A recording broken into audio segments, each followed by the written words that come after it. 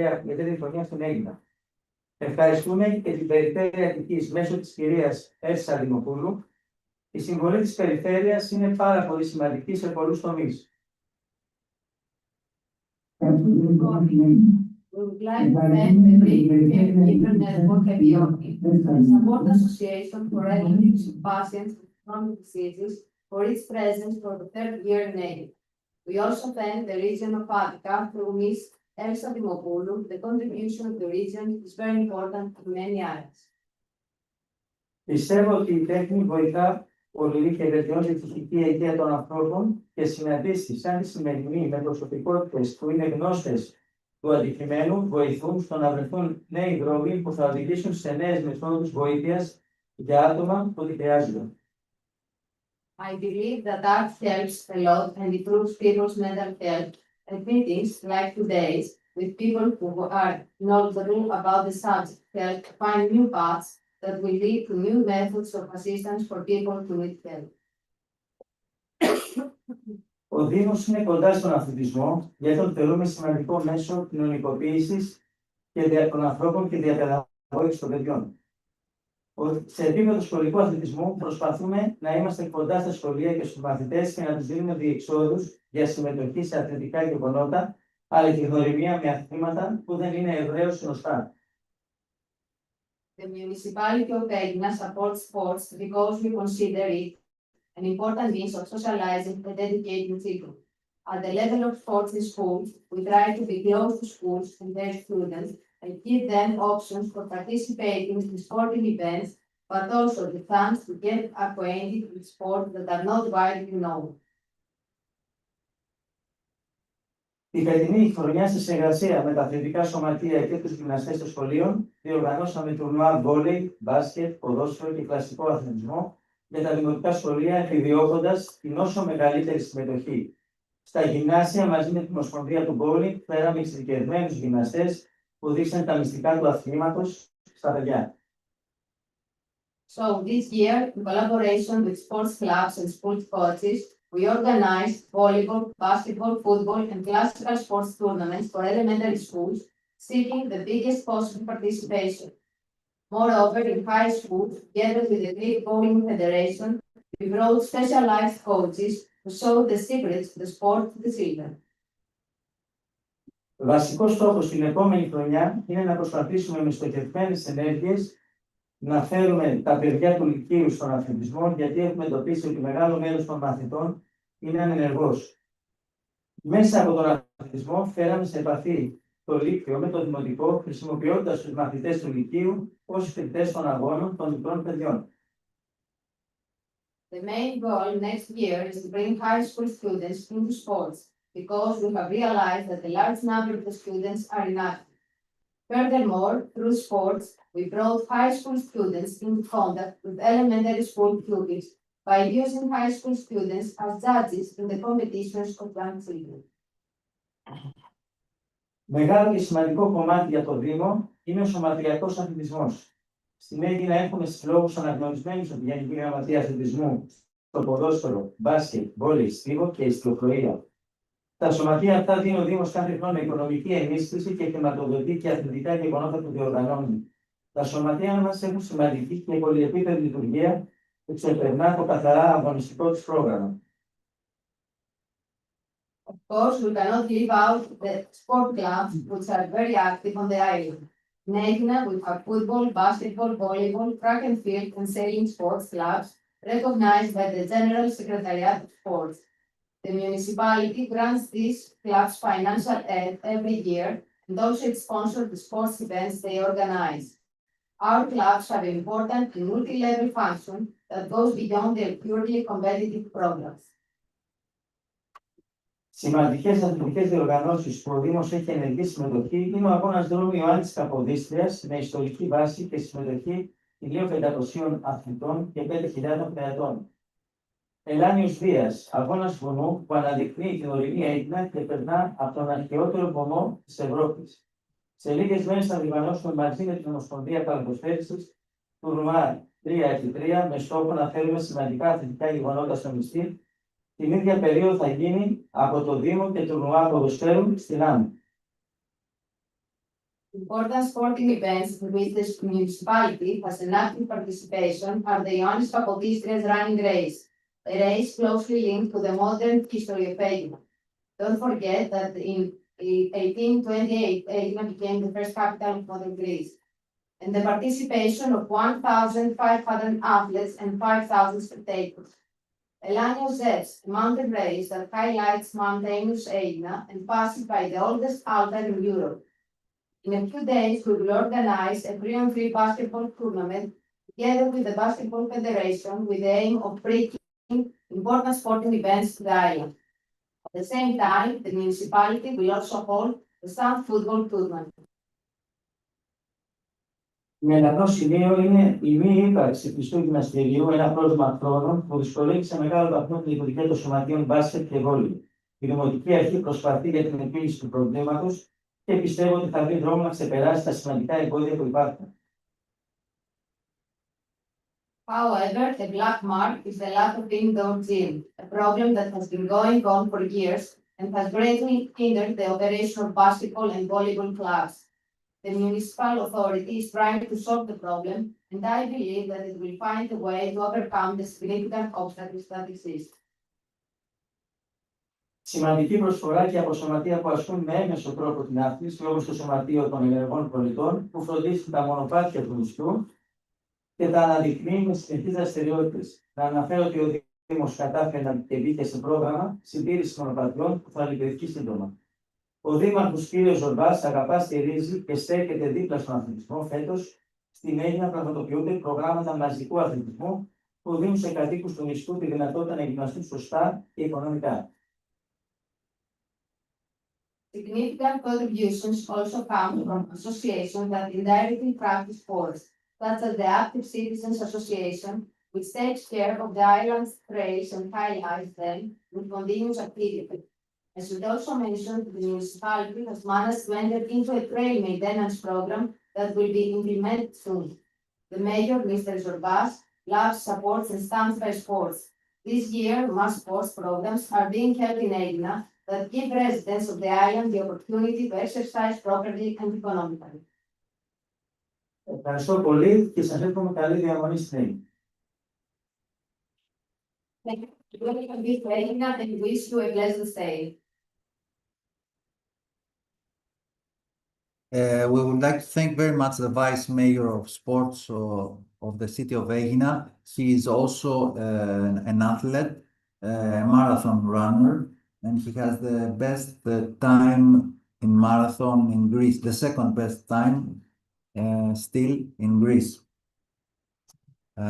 I would like to give the floor before the representative of Mental Health Europe to Lars Munter from Nordic Wellbeing Academy to give a welcome speech too. Thank you so much. I know that it's great to have the island of Aegina just outside of Athens, and thank you so much for giving us the floor to visit.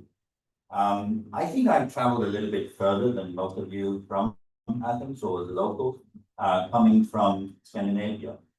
And I have traveled quite far in terms of miles, but also time to be here. My first visit to Aegina was 4 years ago, in the time when it wasn't that easy to travel. It had the pandemic. The pandemic gave us one great gift, that it removed the bias towards mental health. Suddenly democratized, if you will, mental health, so that we finally got the chance to be able to talk about much about that. It also gave us quite a lot of mental health issues.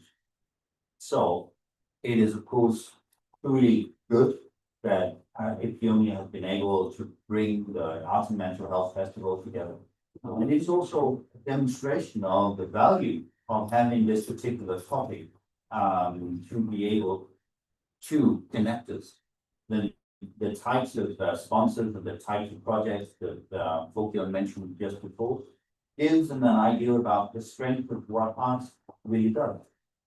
It's applicable to so many different types of organizations. It's applicable to so many different types of cultures. It's applicable to so many different types of mental health issues. And that's, of course, what you saw to some extent yesterday. That is what we'll see more of today and tomorrow as well. And in other projects going forward, I'm sure.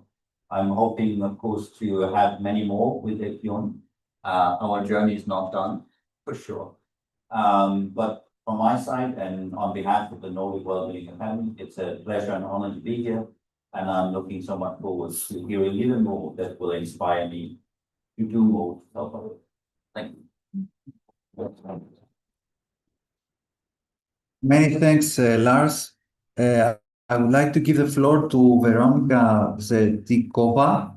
We have a representative of the European Liver Patient Association, who is a partner in the Healthy Lifestyle for EU project. Thank you. Good morning.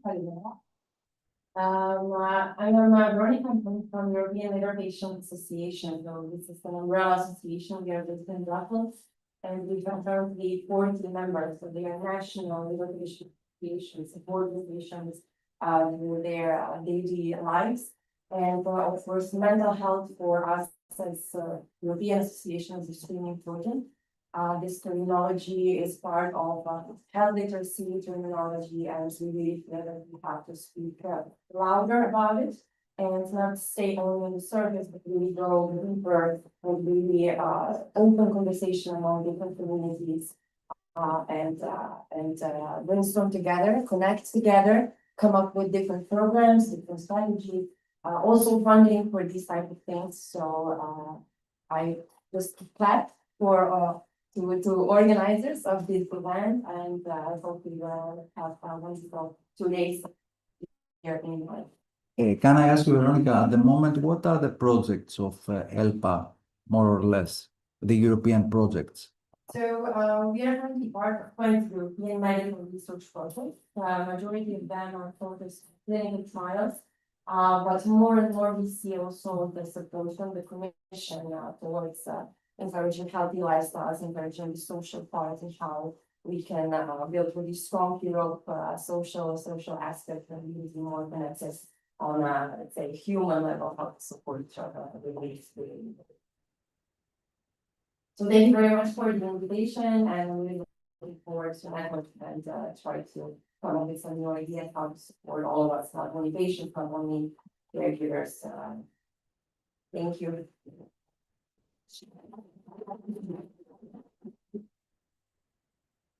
Now we will listen a welcome speech from a Mental Health Europe representative who could not be with us, but she sent a video.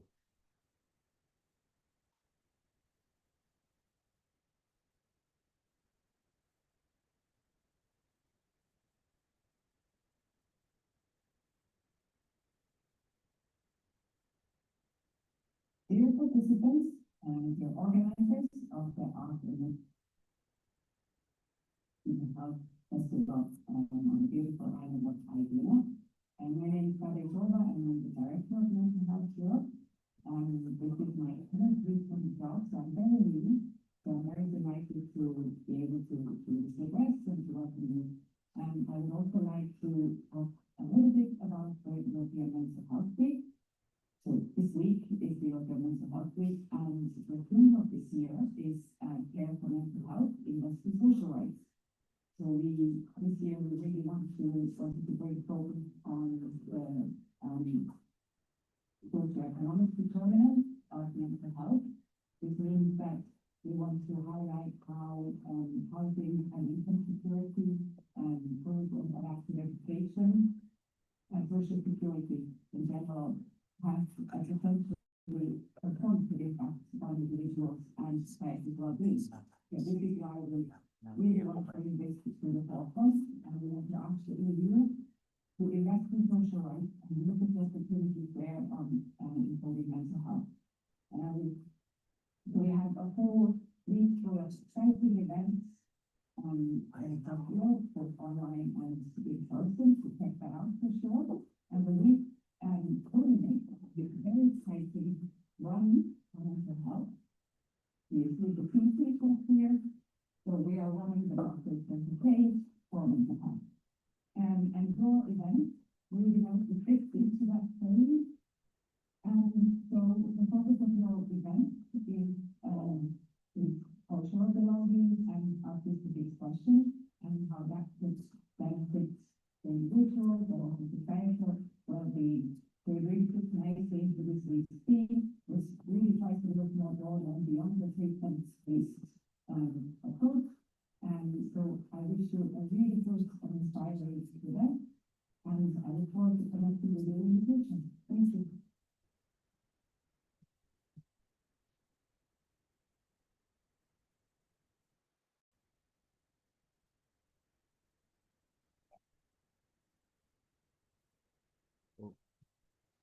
Many thanks.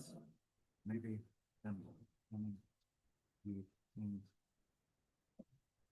Γιάννη, μπορείς να ανοίξεις τα φώτα.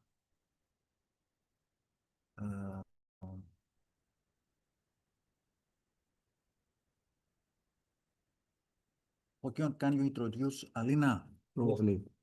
Now we will have Alina Chebes, the Senior Policy Officer from Europe Active, will talk about the project Healthy Lifestyle for Europe, exploring and promoting cross-sectoral approaches to healthy lifestyles through physical activity.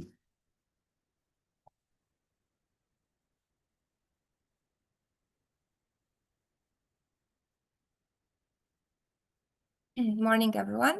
We're very grateful for the invitation to be here today at the third edition of Arts and Mental Health Festival. It's also great to be here during the European Mental Health Week. So it's a great opportunity to keep promoting those messages in relation to mental health and well-being, and really come together with more actions to make a change in this space. So my name is Alina Chebes. I'm a Senior Policy Officer at Europe Active. And Europe Active is a Brussels-based umbrella organization representing the European fitness and physical activity sector. And we're really trying to move the conversation from fitness and to health. So fitness is not about bodybuilding or looking a certain way. It's about preventing,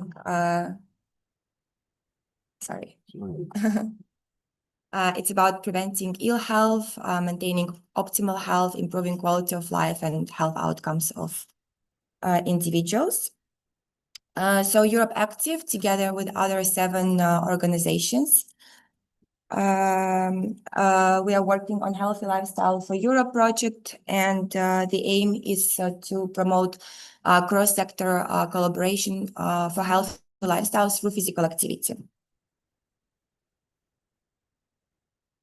So let me start by giving you a general overview of the project. We officially kicked off in January 2024. The project will run until June 2026, and it's co-founded by the program of the European Union, Erasmus+. As already mentioned, the aim is to explore and promote cross-sector approaches to healthy lifestyles through physical activity, in line with the European Commission and WHO's vision and existing policy initiatives, and in sight of tackling non-communicable diseases and reducing health inequalities. So the general objectives of the project are to strengthen the sustainability and legacy of the Healthy Lifestyle for All campaign. This was a Commission's campaign running for 2 years, which has already ended. We also we aim to enable further sectoral change by identifying and sharing good practices, facilitate cross-sector collaboration in healthy lifestyles promotion by developing a dedicated stakeholder platform, contributing to future healthy lifestyle-related policy developments through policy recommendations, and raising general awareness on the importance of healthy lifestyle with governments, civil society, and the general public. So why did we feel the need and urge to write and implement this project? Basically, worldwide, up to 5 million deaths could be avoided if the population was more active. In Europe alone, 45% of Europeans self-report to never exercise or engage in any form of physical activity.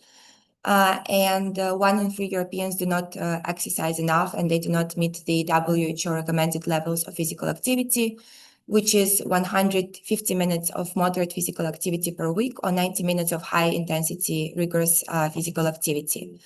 And this leads to a series of individual and public health problems. I hope it's general knowledge that physical inactivity is one of the leading risk factors for chronic diseases, such as cardiovascular diseases, type 2 diabetes, but also several forms of cancers.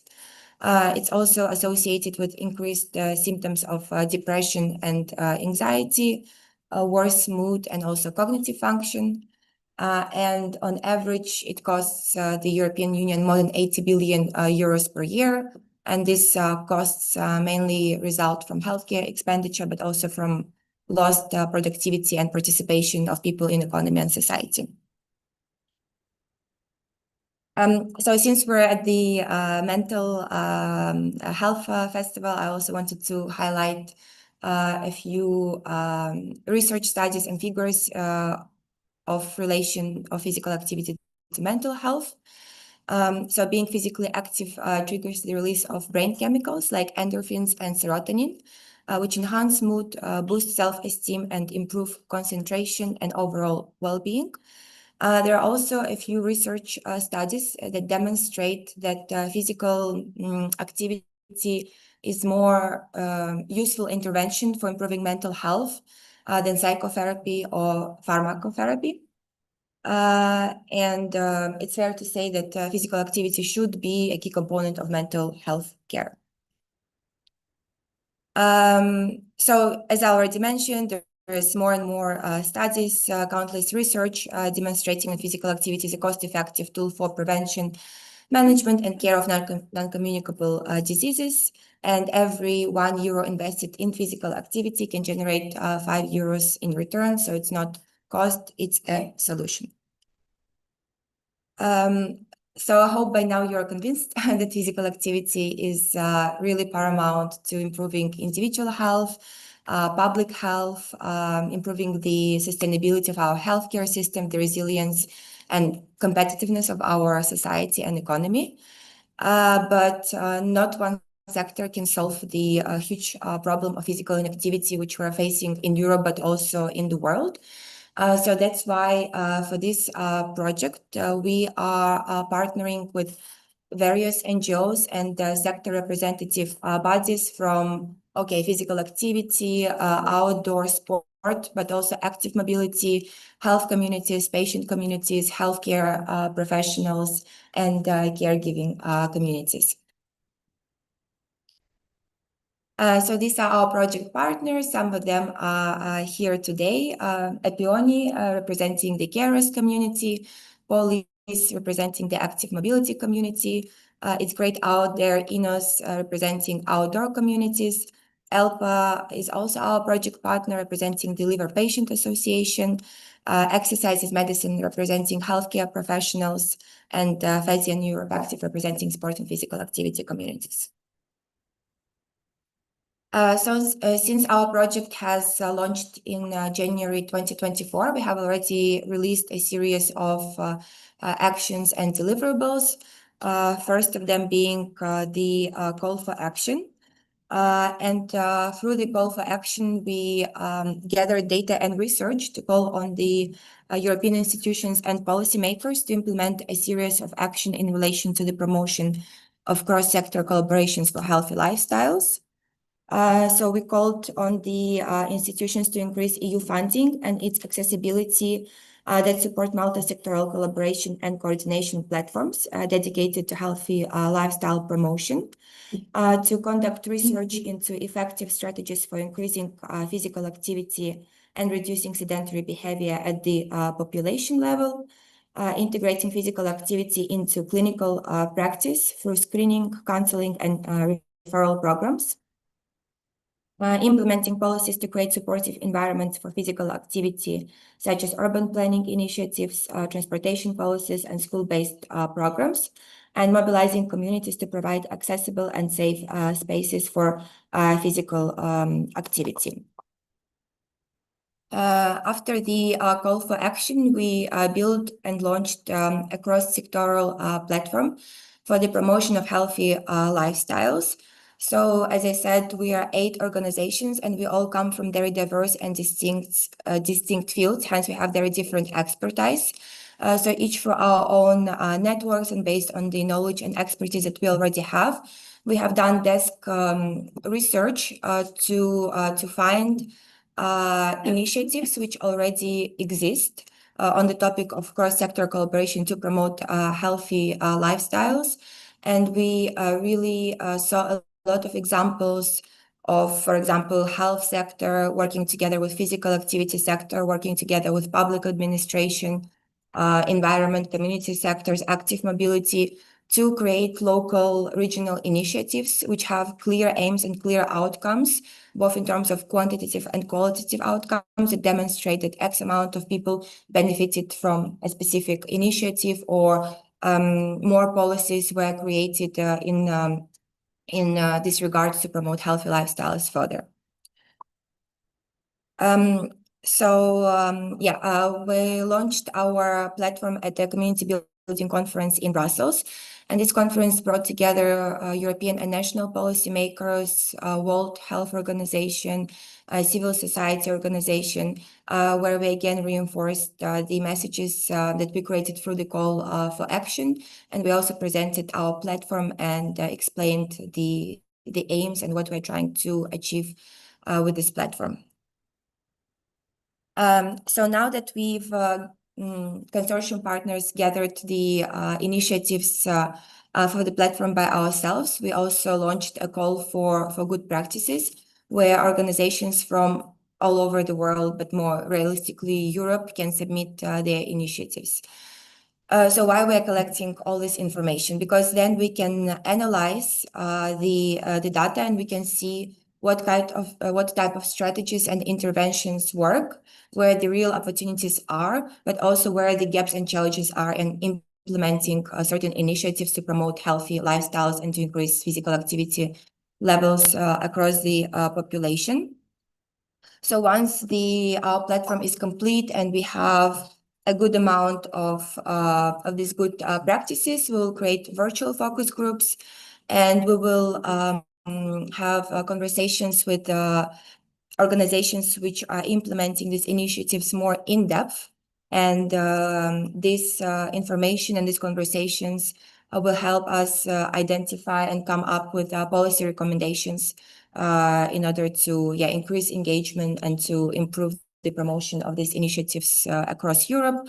The policy recommendations will be, first of all, of course, distributed to European, since we're Brussels-based, but also national policymakers, to civil society organizations, but also shared within the community who is already working on this topic, so that they know that there is a space created for them. They can exchange, they can identify what works, and they can keep improving in this space. So even though our project will end in June 2026, the aim of it is really to start a structural collaboration between consortium partners, but also bring different sectoral networks closer together to facilitate the implementation of cross-sector healthy lifestyles and to spark new collaborations along outlasting the duration of this project. Thank you.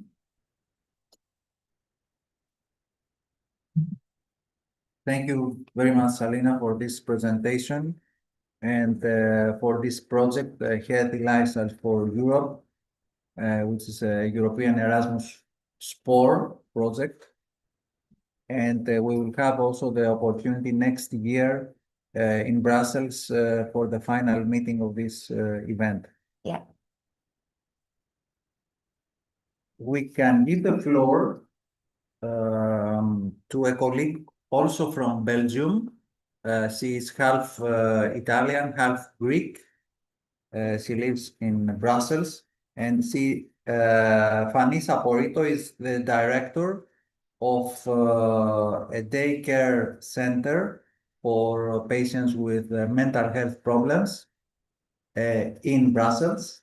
And she's with us in the framework of an Erasmus Plus K Action 1 project to visit some mental health services in Athens of Society of Social Psychiatry Panagiotis Sakelaropoulos, and also she attends our festival.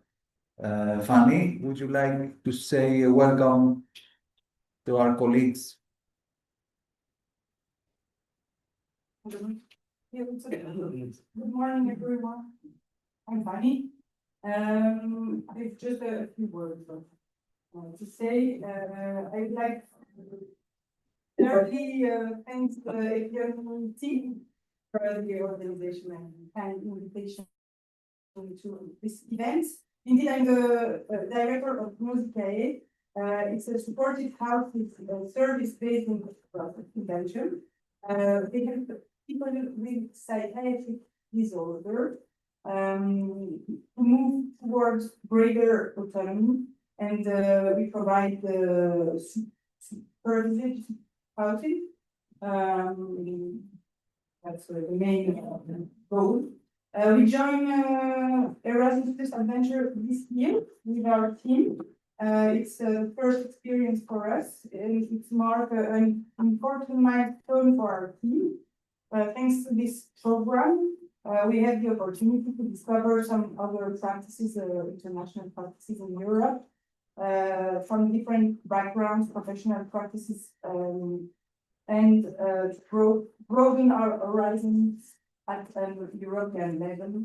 Scale with the purpose not only to strengthen our skills, but of our social workers, but also to improve the quality of the services we provide to our residents.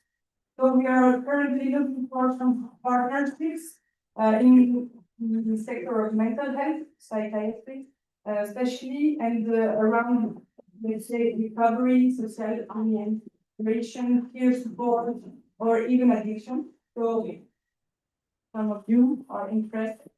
If you are looking on these topics and are interested collaborating with us, please let us know. My colleague Emmeline would like to give you some more information around our institution and to explore maybe opportunities that we could build together. So thank you again for your warm welcome, and I look forward to sharing experience and inspiration with you all today.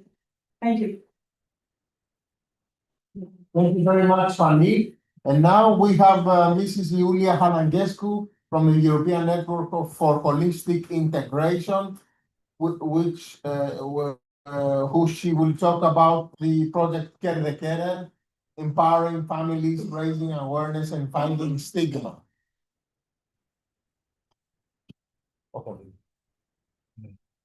Thank you so much for joining. Yes, how you already present me. I'm the president of European Network for Holistic Integration, an NGO based in Malmo, and we are working with the social emotional integration of families with a minority background. Today, we are here to present our project Care the Carer, which is a small-scale partnership within the framework of Erasmus projects. But before that, I can see that everyone is quite already tired, and I would like to do some energizing exercise. Are you agreeing? Yes. Are you with me? Okay, let's go.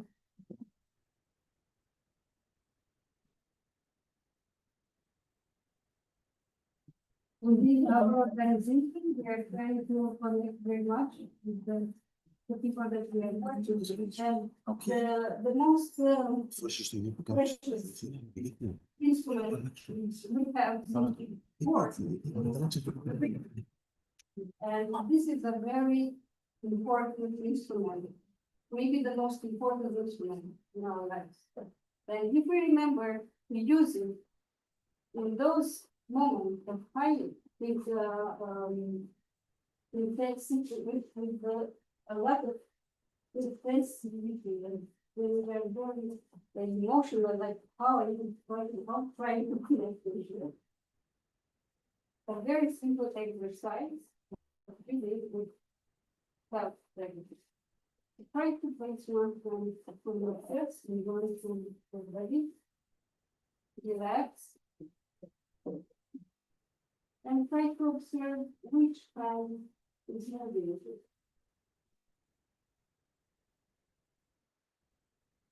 Can you feel which hand is moving? Which one? This one.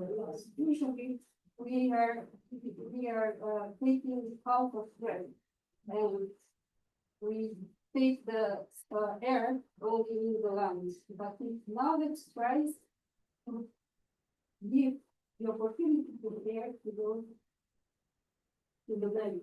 So I use the diaphragm. And so, I take a deep breath and count until 8.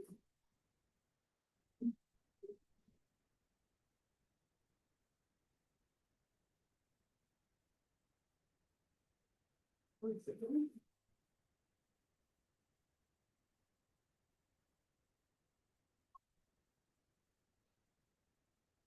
On the last side.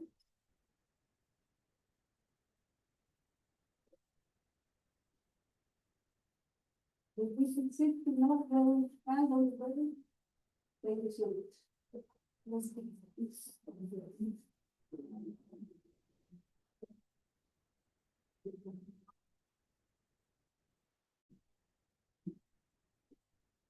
So back to our project, now that we feel more connected to each other. Most important tool besides the breathing, it's communication. And it's very much related to cooperation. Without cooperation, we cannot build all these projects together, and we cannot help each other. And in this spirit, I would like to invite our most important partner, Poderio, which is the initiator of this project, and to tell you the story behind of the project, the way we came together. So Jose Carlos, please join us.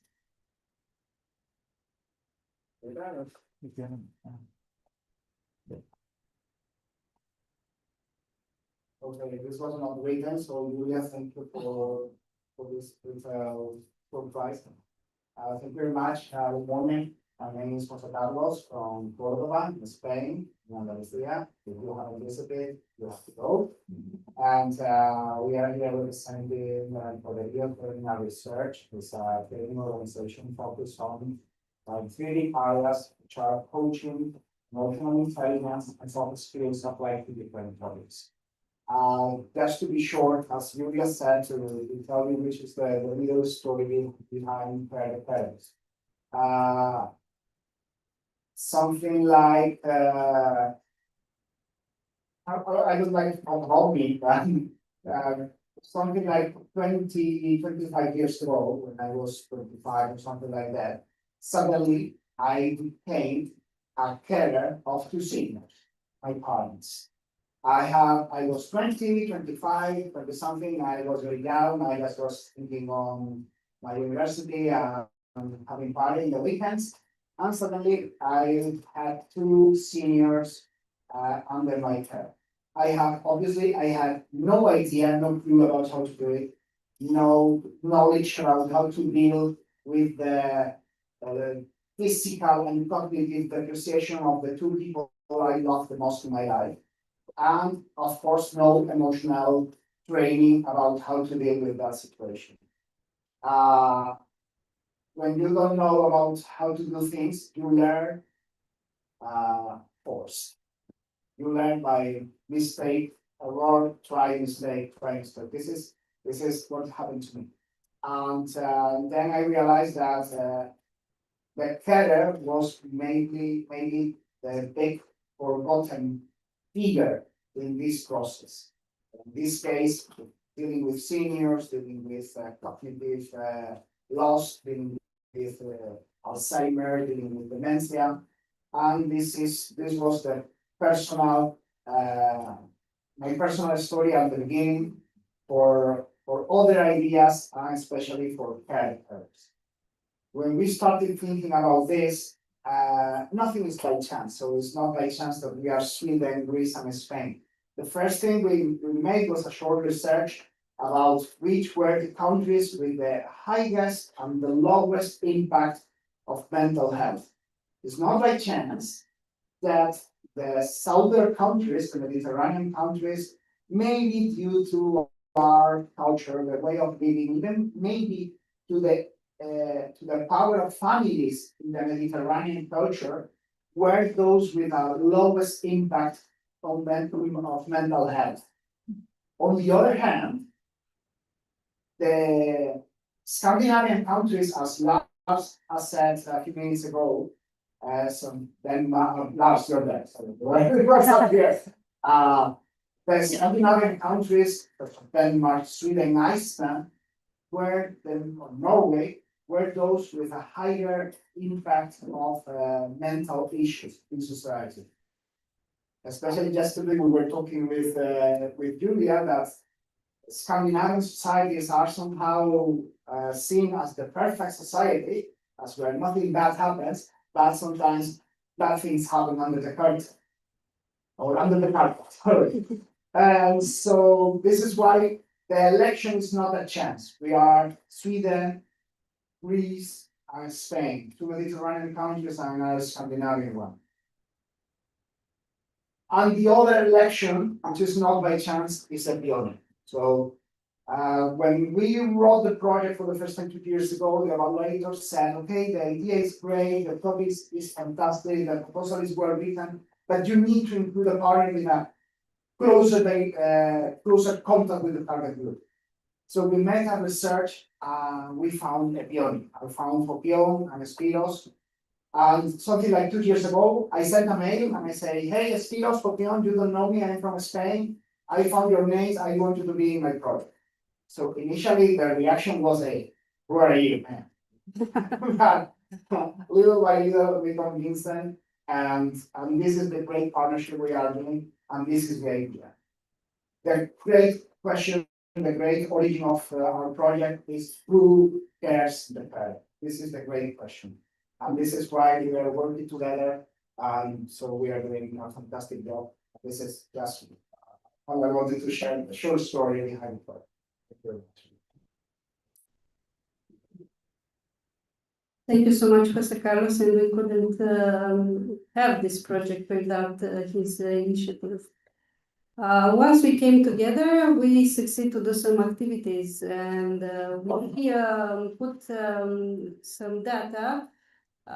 We collect some data in each of the partner countries regarding the profile of the caregivers and their context. And we ended which are the main needs in this area in Sweden, Greece, and Spain. Our European report will show a lot of statistics and data. I'm going to go through them very fast. We are pressed for time. We are a bit, Okay, so then I'm not going to present the data, but I prepared for you a QR code, which I would kindly ask you to scan it. And there you will find our report together with the most successful awareness campaign dealing with mental health in our countries. Thank you so much, and looking forward to network with you in the break.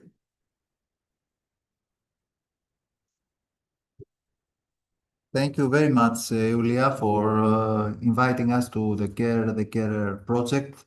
Now we have with us Anna Lippert. Anna? We're glad. From the University of Lodz from the professor at the Medical University of Lodz in Poland. She will talk about the good practices from the Medical University of Lodz. Okay.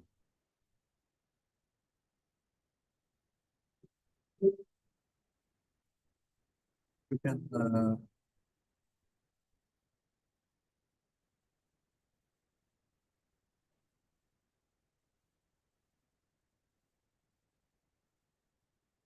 First one.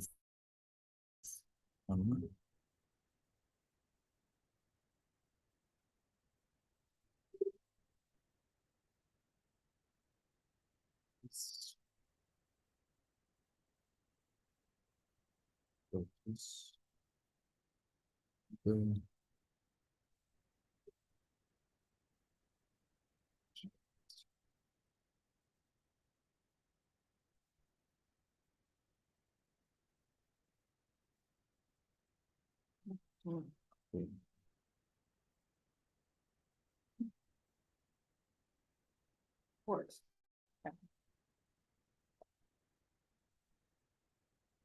Thank you.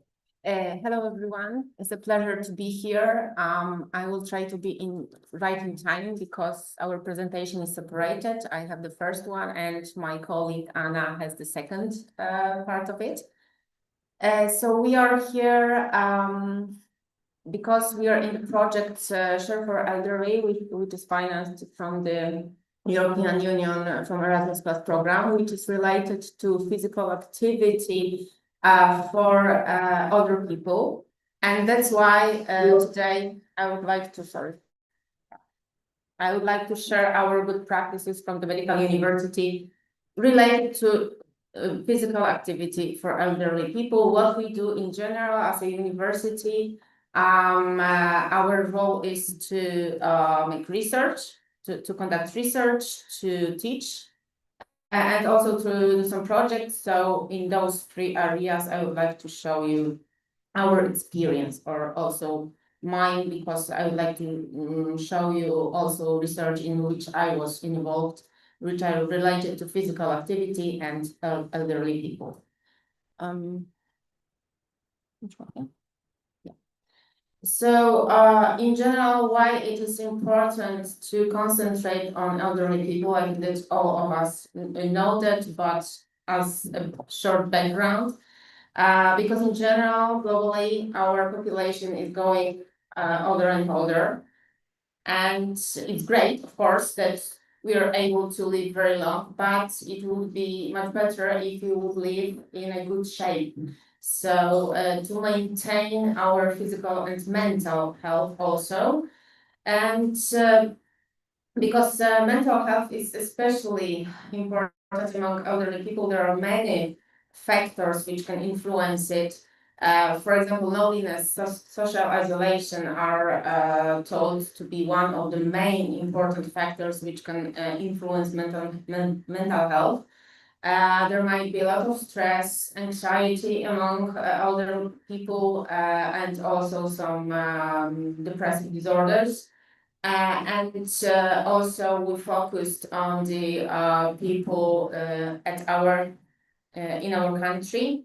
And here you can also notice that the group was quite huge. There were over 800 patients who we analyzed, and 1/3 of them were noticed to have depressive disorders. So in general, we should focus on it and how to improve their life.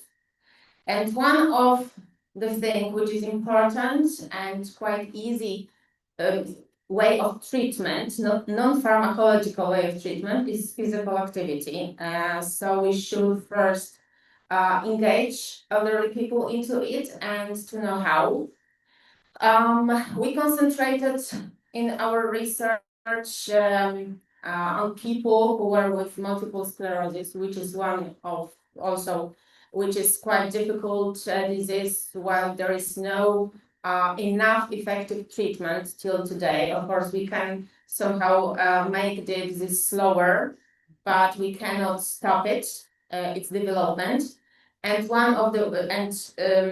it starts in very early years, but later on, as the elder person with multiple sclerosis affect a lot of very difficult symptoms when the disease is very, very developed.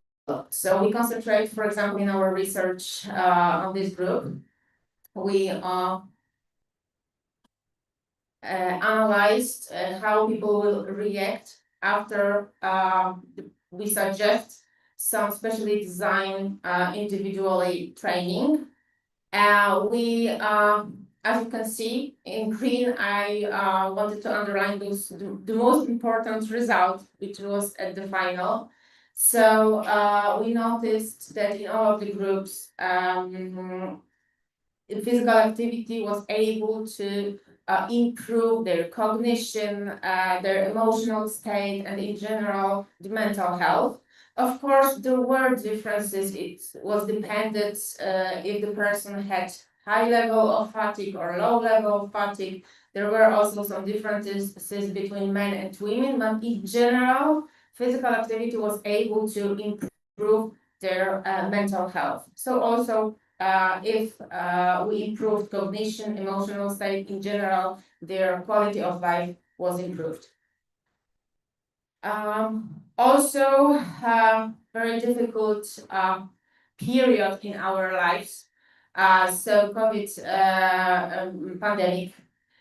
In that time, we also conducted studies. It was among quite huge sample because there was almost 2,000 people who we analyzed at that time when it was the lockdown in Poland. People in every age, also elderly people, were affected. They had of the situation, so their level of stress increased much. What influenced also their quality of sleep. Also, it's related very much. The type of work changed to remote one. Or some people could lost job also. So it was a very difficult situation apart from the pandemic, but also the things which were going around. And people were not, it was much harder to undertake physical activity outside, but we noticed and we analyzed that if people tried to undertake physical activity somehow at home in some form, their level of stress and the quality of life was decreased. So also we analyzed what in that time, what was the amount, the optimal dose of physical activity, which could help them when they were at home to decrease their stress, and improve their quality of life. And it was 70 minutes per day. Some form of different intensity, but that they should do something at home. So 70 minutes. So when we think about the recommendations, so it was even more than it is recommended during the day. It is information also for policymakers that if the situation will repeat, hopefully not, that's how they should organize the whole situation and how to help people somehow take part in physical activity, because it could help in general the population to face with the situation, stress, and with their mental health. These were the experiences from this research part from the medical university, but we also take part in different projects as this one, but there are several others. I took part in the international project Under the Horizon. It was a project in which we used the Living Lab methodology in general. We wanted to present to seniors different types of training, and we wanted to check which form of it is the best one. There were 5 different relaxation training and music therapy. First, we wanted to combine it, and also we were checking if the music which is faster or slower, if when it is connected with that exercise or some others, which way was the most effective one. We checked it in the Well-being Living Club in Hungary, in Nagykovácsi. This group were only elderly women. You can see the pictures when we were there, and we were analyzing, assessing the impact of these trainings on their cognitive ability and physical well-being. And so from this study also we presented a short abstract in Brussels. What we do more in at the medical university in this area of physical activity, elderly people. So it's also teaching. We have subjects dedicated to students. One is adaptive physical activity. The second one is sports for disabled people. Because we have to remember that elderly people can also be people who have some problems with physical movement. They can be in wheelchairs. They can be after spinal cord injury. They can be deaf, or whatever. There might be several other situations. And physiotherapists, because here we can see physiotherapy, students of physiotherapy should be prepared how to organize, what kind of physical activity can they recommend to their patients, for example, how it should be organized. They should be learned about it. And also adapt, so this is going through the sports for disabled people. Here you can see that they were these classes were related to the disciplines for people with visual disability. So students had to feel how it is when the person cannot see and need to walk, need to change the directions.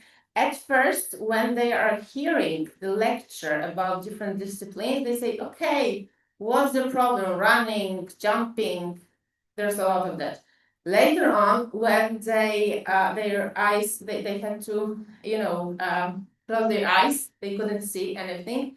Even the simple walking through the corridor without nothing on the way, it was very difficult for them and they felt afraid of. So it changed in their minds that how they should focus on this group of people. For example, this is what we do. And here also you can see that they take part in practical lessons together with disabled people. It's a professional team, rugby in wheelchairs. We collaborate with them for many years. And our students are taking part in trainings, they play matches, and they have a huge problem to win with those guys from the team. But that way they also are able to somehow experience physical activity from the perspective of person who is disabled. Thank you. And here you have the contact information if you wish. I'm on LinkedIn, ResearchGate, and also my email, and I can invite Anna to the next part of presentation.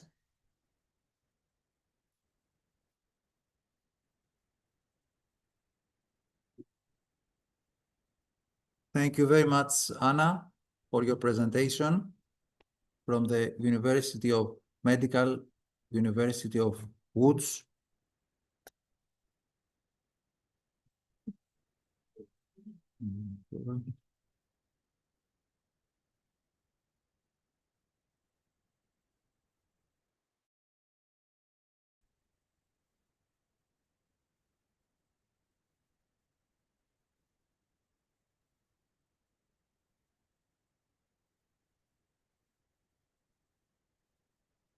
We have also online connected Angeliki Tsapanu, our next speaker.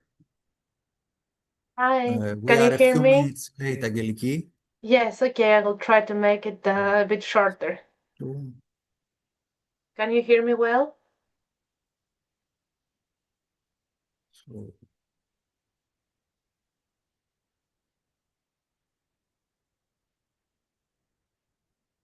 yes, please. Yeah, I think the PowerPoint was The first. So,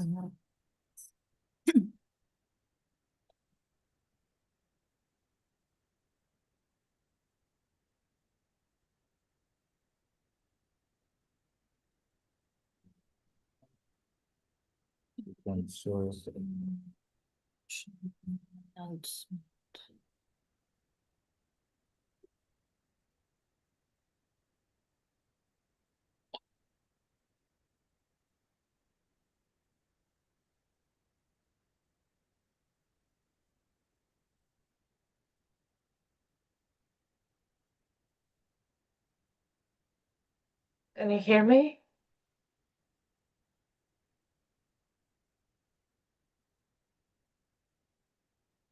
Angeliki, you will have to Yes. wait a few minutes to listen to Anna from Medical University of Woods in Poland. Sorry for that.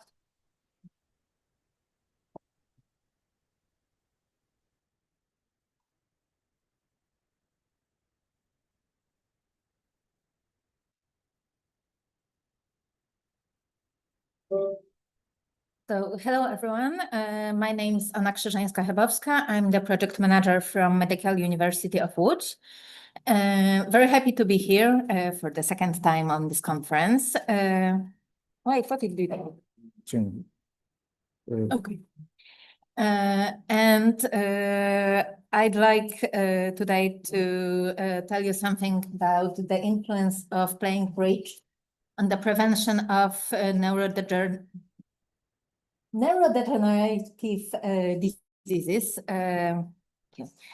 And let's start with the background. Why did I choose this topic? I'm the child of 90s, and one of the images from my childhood, one of my memories, is this exact image.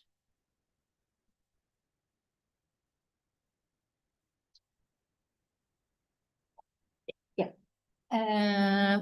My father, my mother, my parents playing bridge with their friends, drinking a lot of black, strong tea or coffee, and smoking cigarettes. And you have to admit that it doesn't look like they were doing anything good for their health.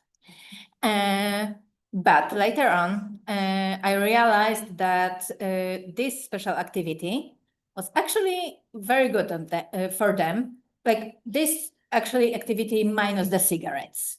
And I'll show you today how it works for the brain. What is bridge? Who knows bridge? Who played bridge? Nobody. Okay. That's the Olympic sport. Actually, my great friend is the trainer of the sports bridge. Bridge is one of the sports that are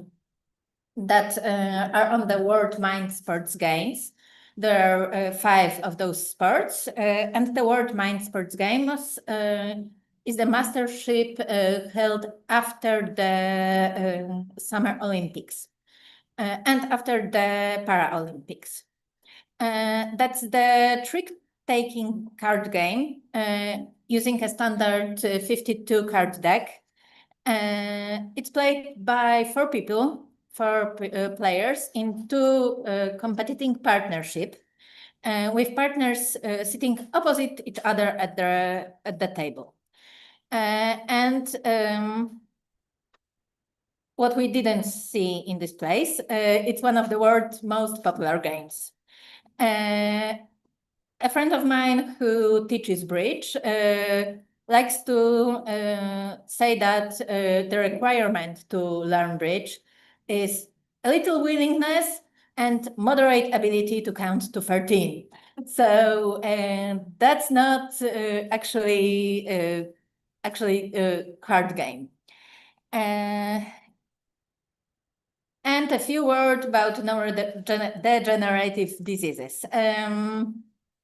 As Anna told you before about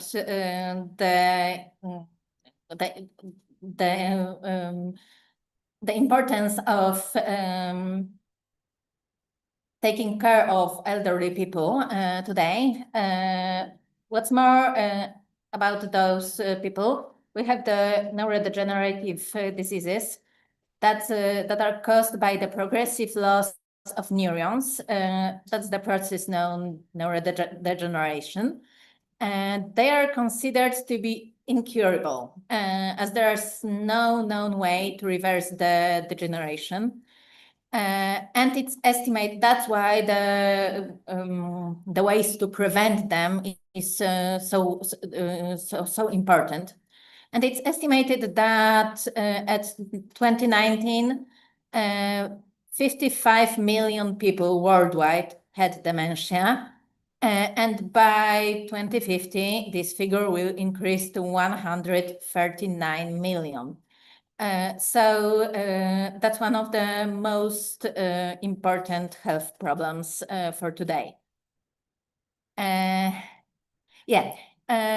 here you have a table that shows which kinds of memory, which kinds of brain activity is used and in which scale in the bridge. As you see, we use working memory, short and long-term memory.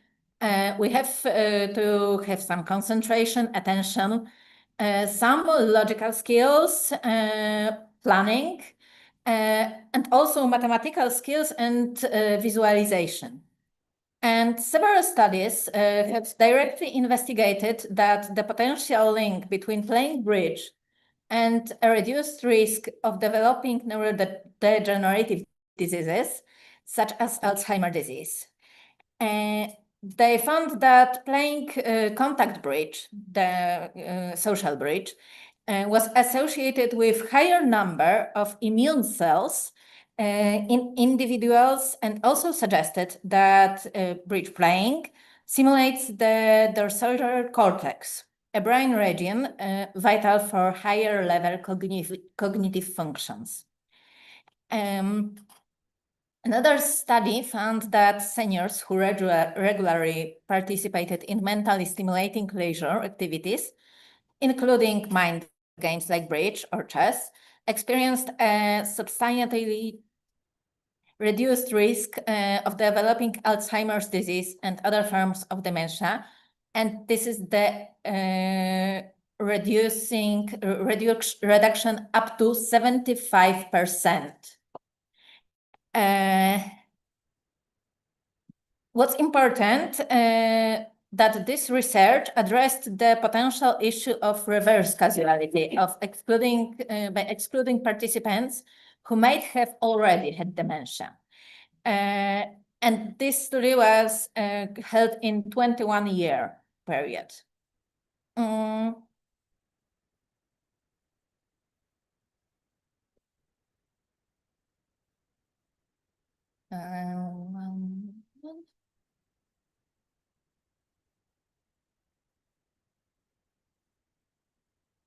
So, what's more?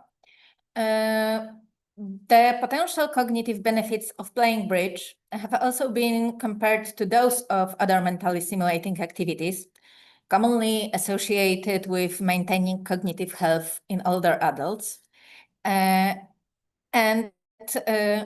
similar to bridge, playing chess has been suggested as an activity that may lower the risk of dementia. And also engaging in puzzles, such as crossroad or jigsaw puzzles, has also been linked to cognitive benefits.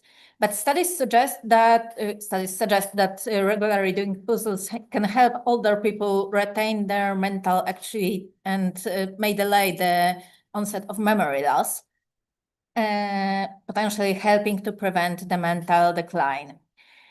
But while various cognitive activities appear to offer benefits from brain health, bridge may possess unique advantages due to its specific characteristic by combination of strategic thinking required in bridge and the inherent social interaction with the partner and the opponents.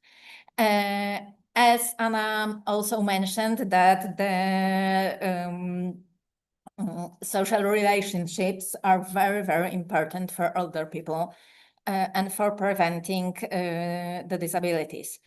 There is also possibility to use the adaptive or simplified version in bridge, which is not so easy with the chess playing.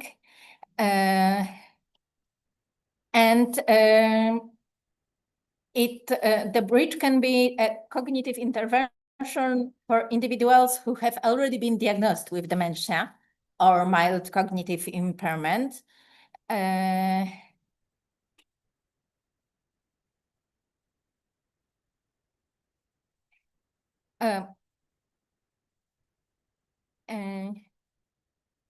One of the research also said that the individuals with mild cognitive impairment due to Alzheimer's disease who participated in bridge training experienced a significantly lower rate of cognitive decline compared to those who didn't play bridge. So bridge can be also a therapy for ones who already have Alzheimer's. This study showed that the bridge group, comparing to the non-bridge group, experienced a rate of cognitive decline that was more than 2.5 times lower than the control groups. What's more, it was also shown that individuals experiencing cognitive decline can effectively learn to play bridge, this simplified version,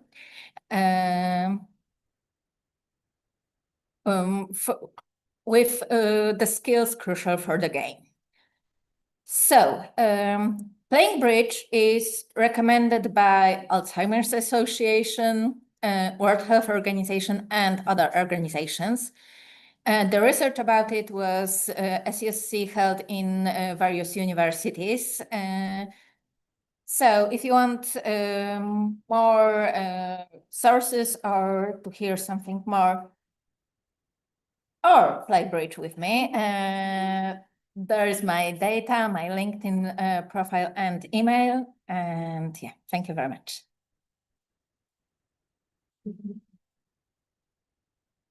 Thank you very much, Anna. And now we'll give the floor to our next speaker. Angeliki Tsapanu, who is a PhD in clinical neuropsychology and associate professor of the University of Patras and Alzheimer Athens Columbia University Medical Center. She will talk about art and dementia, psychosocial interventions for people with dementia. Hi, can you hear me?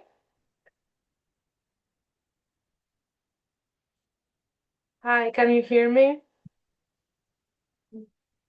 Μας ακούτε? Ναι, με ακούτε? Πολύ ωραία. Και Με εμείς. ακούτε, ωραία.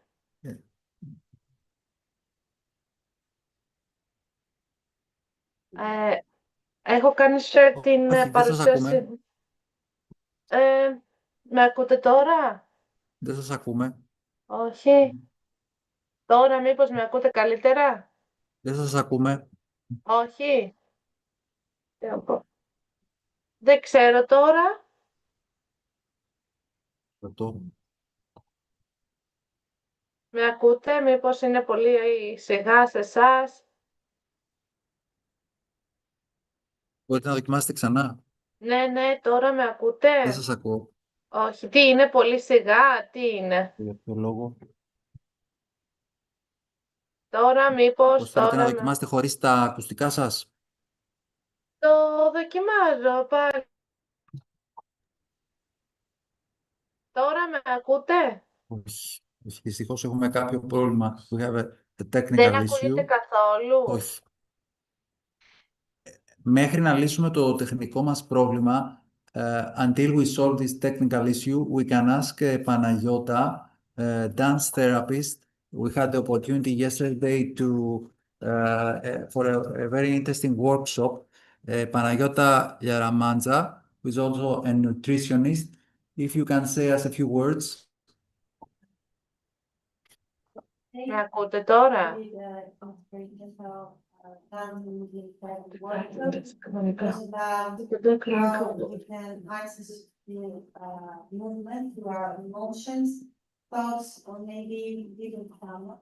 Ναι, με ακούτε τώρα? Proper dance movement therapy session, and we explored how through movement Τώρα με creative ακούτε? play among each other. We try to connect with our bodies and with other bodies through creative play. Ναι, με ακούτε? We focused on our breathing and we exchanged thoughts and emotions. Ναι, με ακούτε? So I'm really thankful for being a part of the third mental health and arts festival. And thank you, EPIONI, for inviting me. So, if anyone is interested, you can contact me later and. Με ακούτε? Ναι, με ακούτε? Δεν ακούμε, Μαργαρίτα. Τι είπατε? Όχι. Ναι, σας ακούμε. Α, ωραία. Να μοιραστώ και την... Τώρα βλέπετε και την παρουσίαση. Ναι. Ωραία, τέλεια. Thank you also. Today I will talk to you about psychosocial interventions in people with dementia. This is a work from the Athens Alzheimer's Association. A few words about us. Alzheimer's Athens is a non-profit organization founded in 2002 by people with dementia, their relatives, and healthcare professionals.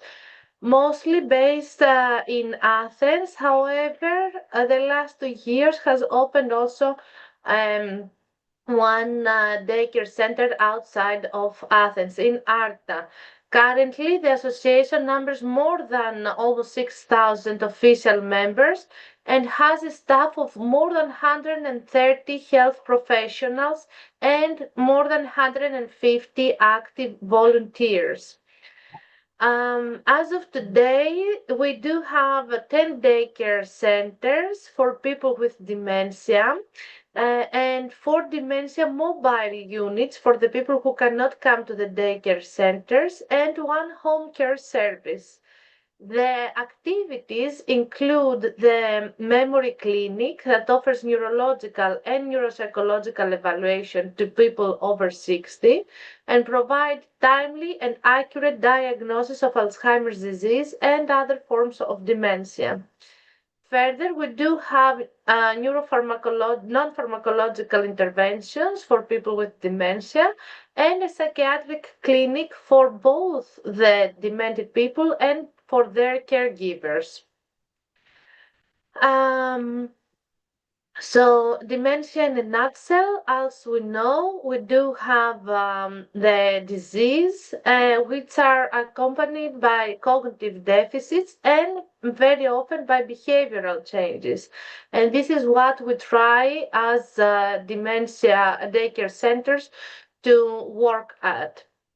So as you can see in this slide, we do have the dementia daycare center at the center, which includes the memory clinic, cognitive training, art therapy, management of behavioral disorders, which are quite often in neurodegenerations, home care program, support group for caregivers, occupational therapy, speech therapy also, liaisoning with local services, physical training. So non-pharmacological evaluations include art therapy, such as drawing and sewing, TWAR, as I'm going to show you later, speech therapy by a speech therapist specialized in people with dementia, cognitive training, including both pen and paper activities and online services, and finally, physical training. Here are some examples of the pen and paper things, activities that we do regarding the cognitive training. For example, here we ask the participants to connect the numbers so that we have the final drawing. The mazes, as we're used to them since we were kids, they also work for older people and they do increase people's orientation and attention and of course speed of processing. Drawing and sewing, these are very interesting activities. And for example, at the daycare of Piraeus, we do have a 1 hour weekly sewing class from people, participants that they are experts on that and they help creating specific clothing mostly every week. There is a need for an all-time supervision, however, regarding people with dementia, especially middle or progressive dementia, and of course it depends on the abilities of each person. here are some other examples of the everyday life of a person with dementia at the daycare centers of Alzheimer Athens. Based on the timing, for example, well, for Christmas, for Easter, for Carnival, accordingly, we do give the participants some materials to work with regarding the timing of its period. And they do a lot of drawing. It also it's a good training for their hands and their speed of processing and their attention and creating many stuff. So here we do have the agreement from all these participants to show you this photo. So this is our nurse Panayota, which is specialized at older adults. And here all these people are diagnosed with dementia, and more specifically with late stage of dementia. It is very interesting that all of them, they really love participating in singing classes, and every occasion, for example, Easter, Christmas, they do prepare some songs to sing, and they can recall they can recall songs, and they can recall also the words of them. Also dancing, here we do see a photo of last carnival time, and we see some people who maybe before even coming at the daycare centers, they couldn't even walk, or they didn't want to get out of their homes. How they are now participating in our classes and in our training activities, and they do find the psychological aspect to participate in these occasions. Another very interesting activity of the Alzheimer Athens regarding art therapy is the museums visits. This is very nice. Participants, people with dementia, they do visit different museums every month or every 2 months. For example, the National Historic Museum, the Benaki Museum, the Museum of Cycladic Art. And after their visit at the museums, we do ask them what do they recall, what was of their most interest, or if they can make a drawing of what they show at their visit at the museum. So this is something very interesting and very nice, and all of the time they do come back quite excited. Regarding online cognitive training, this is an example of the agents, which is a fun way to train your brain. We can see here Blas, he's our psychologist at the daycare center of Piraeus. So here there is an online cognitive training with questions based, for example, on society, on history, on football, and you can do it personalized, or you can do it in groups. And for personalized interventions, we do also get a learning curve, which is very interesting to see if the participant is benefited by this training. Ceramic creation workshops is also something that was very interesting, and we need to also, there is also in Egina, there is also a very big tradition on that. Maybe we can make another collaboration next year. And what we do is a ceramics exhibition, a school life and education museum. And people go with dementia, go and they do create on their own a ceramic of their interest. So this is also something very good for people with dementia. Of course, we do know that music helps patients with dementia connect with their loved ones. That's why we do create some small music concerts. For example, these are some photos at the Megaron, the Athens concert hall, where both people with dementia and their caregivers had the opportunity to attend a small music concert. Art therapy and caregivers, the theater team. These are some photos from last year from the daycare center of Pagrati, where the patients had the opportunity to create a theater, a play on their own, and present it to their caregivers, which was something amazing for both the patients and their family. A walk in the Stavros Niarchos Park, Memory and Senses, the Stavros Niarchos Foundation Park, in collaboration with Alzheimer Athens, are organizing every year a walk for people over 65 who want to strengthen their memory. This is an experience that activates their senses, their touch, smell, sight, and hearing, confirming the importance of the practical activation of daily functions as a tool of both mental and physical empowerment. We are part of many European programs regarding both cognitive and physical training and including art in these. And here are some examples of these programs. So each participant is unique, so we do have to make it as personalized as we can. Based on the dementia stage, interventions are adjusted accordingly. Each older adult without or even with dementia is capable of learning and still developing his brain. So, Angeliki, ne- sorry for interrupting because mhm, we're a bit out of schedule. mhm. Would it be possible that we go faster with your Yes, this is the presentation? conclusion, so I don't have anything else after than that. Sorry. Yes.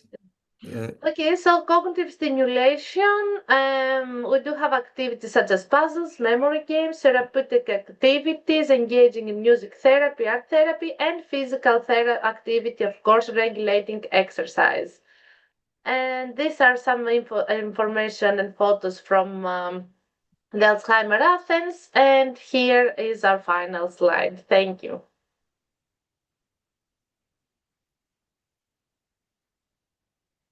Thank you very much for your presentation, and we would like to have you next year with ceramic or Yes, other yes, ideas. absolutely. And we can give the floor now. We can give the floor now to Nina Sonderberg, who is a psychotherapist and national director and co-founder of the Nordic Wellbeing Academy. She will talk about guided creativity for self-love, rethinking co-creation in emotion-focused therapy. Thank you. I just have one request for the entire room. Can I get you to come as close as possible? Because I have a cold and I'm not sure if I won't cough or anything if I have to speak really loud. Yes, So can you if you please can, because there are many empty seats on the second line. Speak close. Yes. Okay, so I'll put the microphone here. Thank you, Yanis. And all of you in the back, please move forward so we can get the joy of each other's presence, please. Closer. Okay. So this is also one idea of why I want you to come closer is also because this is a part of a personal journey for me, but also, of course, a professional journey. So I've written a book that I would have loved to bring to you today, but it's not it's still pending the printing of the book. But I brought with me a layout or a handout for you guys to bring home. It's sort of a sample piece. It's in the reception at the table there. So please take one. And if there's no one left, I have more of them, and come and speak to me. I'm here the rest of the day. So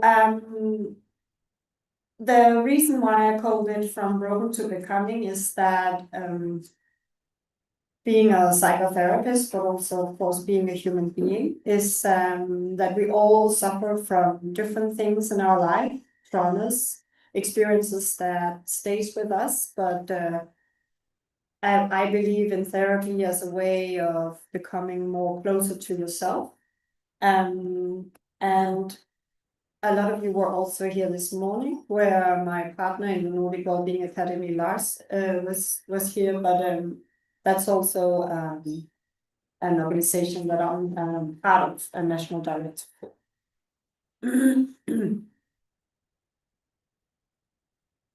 Okay. Yeah. Thanks.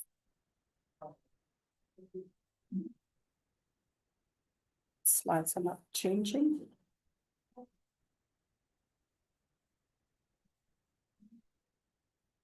Here we go. So this is the preliminary book cover, and it's supposed to be a journal that you could have with you in your bag every day. So it's not an A4 size; it's more like an A5, and it's a journal with pages where you are able to write some reflections on it. And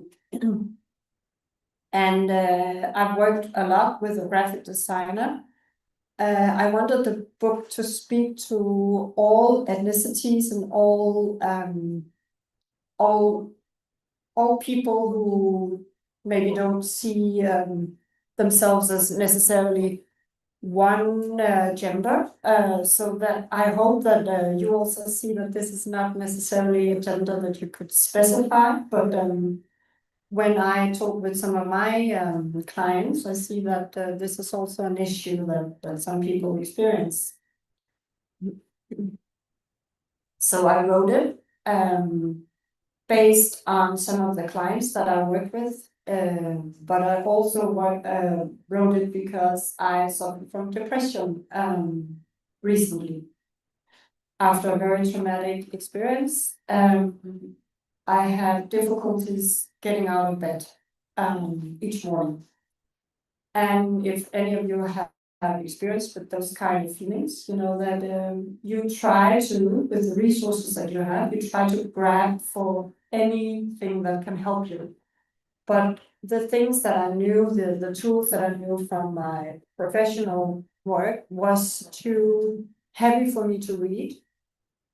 There was too much text, too many things. You can do this, you can do this, you can do this.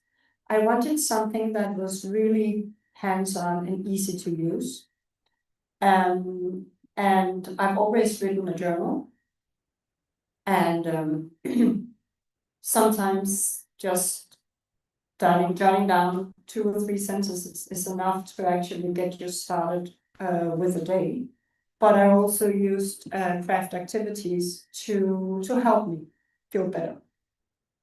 There is something about, for example, the art of knitting, the repetition, the tactile experience with the yarn, the pattern that you create, even though some of my first creations were really not beautiful at all, but that wasn't the purpose of it. The purpose was to sit there and continue one thing at a time without having thoughts that were just rambling off.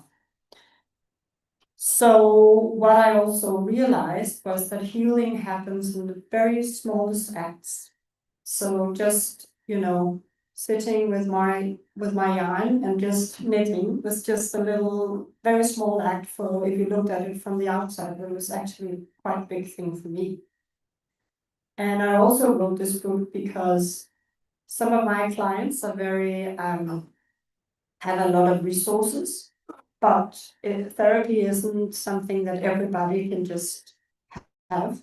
So I wanted the book to be achievable for everybody. So the book won't be very pricey, and hopefully I can use it in some of my projects, so it could be a part of a project as well.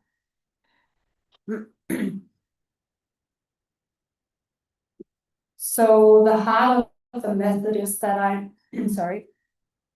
wanted to focus on self-love.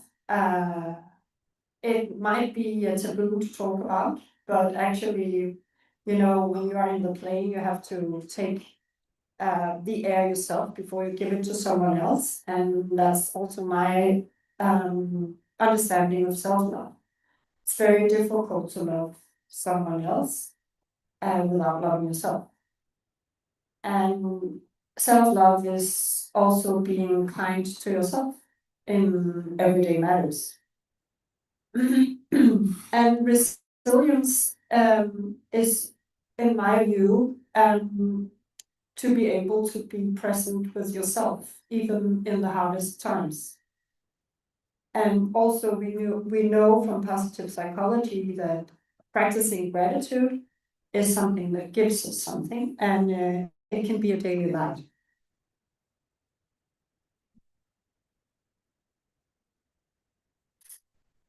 So what I wanted the book to be, I wanted the journal to be a sanctuary for people who were healing.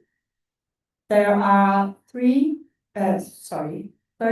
days where each one have a new theme, where you have to reflect, and the focus is on reflection and growth.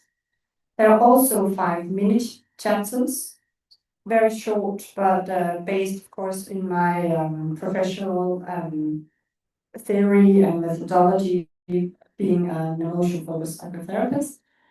And it includes journaling prompts and small habits that you can practice every day, and also small moments of self-kindness.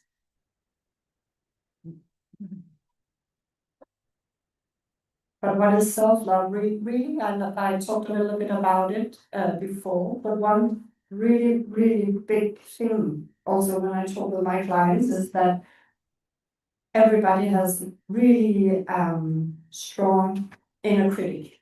We all have it. We have internalized voices from our past, maybe a parent, maybe a teacher, someone who didn't validate who we were, and we have the ability to internalize that voice, and it becomes our inner critic. It's also about being present with yourself, even though you're feeling a lot of discomfort. And it's about, it's not about being perfect, because no one is perfect, we're all human beings, right? But it's also becoming your own safe space. We can't always rely on other people to be our safe spaces.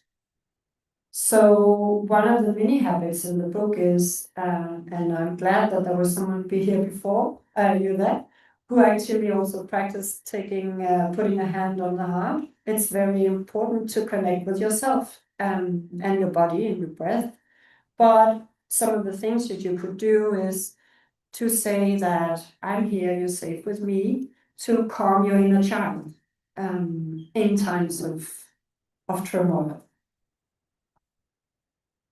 And one thing that I was worried about was that for the people who strive to be perfect, what if they miss a day? What if they don't, do the 30 days in a row?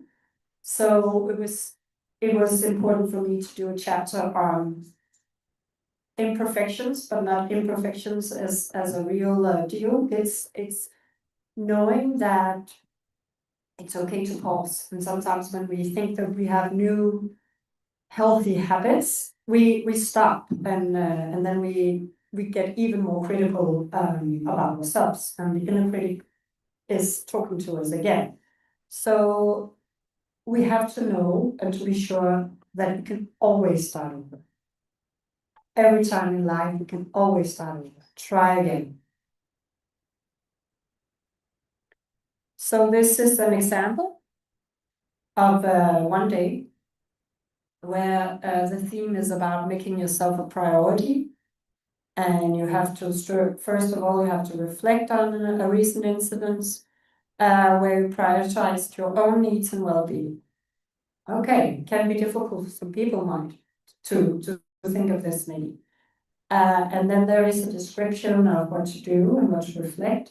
And there are room to jot down your reflections on this. And there's always on each day key takeaways. So you can return to each day and say, okay, what are the key takeaways from this? I can't really remember that because 30 days are a lot, right? Here's another example of a day 4. And it's about establishing and maintaining healthy boundaries. A lot of us, and I tend to say a lot of us women have difficulties setting boundaries for other people. And it actually has a lot to do with our mental state and mental health. So how can we practice setting boundaries?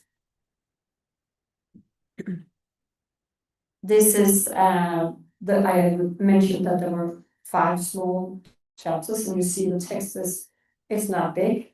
This is from chapter 1, remembering where the strength could be in the small things. This is just a part of chapter 1, so there are more text. There is more text, but this is just to get you an idea of some of the chapters in the book. Yeah, and I think that this format can do something, and of course I hope that we are able to use it in, as I mentioned before, some of the projects that we are working with. We have new books, or I have new books in the making. One of them is the self-trust workbook, also based on the same format with chapters, prompts to work with every day in your journal. And the other one is the shame detox journal. Shame is one of the key feelings or emotions that we people really tend to avoid. We'll do anything to avoid shame. So when shame is talking to us, it has a really important message. And the third book that's in the making is a book on hope, because when we have difficulties in life, it can be really, really difficult to keep on hoping. And how can we foster it even more? So these are just some of the key ideas. So I would invite you to today to do an internal reflection on things that you could say today to yourself with love. What can you say to yourself with love today? Is there anything concerning love that you can say to yourself? Out or side? Internally. Yeah. Yes. So reflect on it for 30 seconds. And I'll just give you some silence for 30 seconds.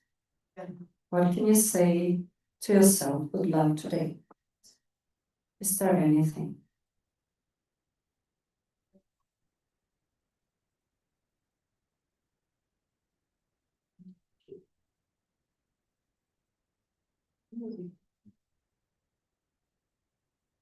Yes, 30 seconds are gone. No, I hope you felt something. But this is how the book supports everyday healing and mini habits from day to day. And I just want to say that everybody is enough today and always. And these are my contacts, but remember that there are also these papers, the handouts. And thank you for listening and coming closer. And yeah. In last statement, you said, Nina, you're always enough, today and always. Yeah. It's fundamental to mental health Yes, and self-love. Yeah. It's fundamental. it's fundamental. Thank you. Thank you. Thank you very much to Nina Thunderberg with this wonderful presentation. And now, There are, can we share some of these? Yes, you can. We can share. Put it on the reception table. Βέβαια. now we have with us Mrs. Dilisa Stefanopoulou, Project Coordinator at EPIONI, the European Federation of Families of People with Mental Illness. She will talk about Edvard Munch, Shadows and Strokes. Το έχεις στείλει σε ποιο email θυμάσαι αυτό?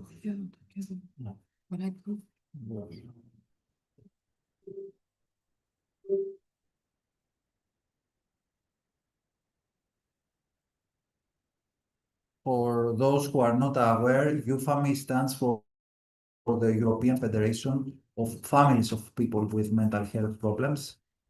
Dimitra is working for this European NGO based in Leuven.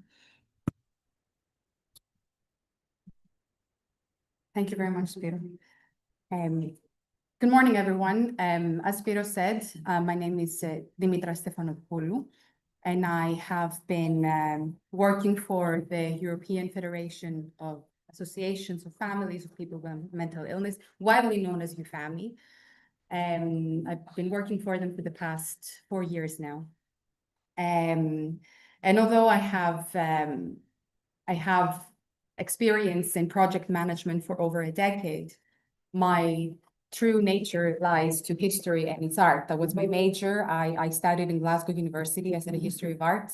And this is my attempt to reconnect with the subject of art through mental health. Is that better? Oh.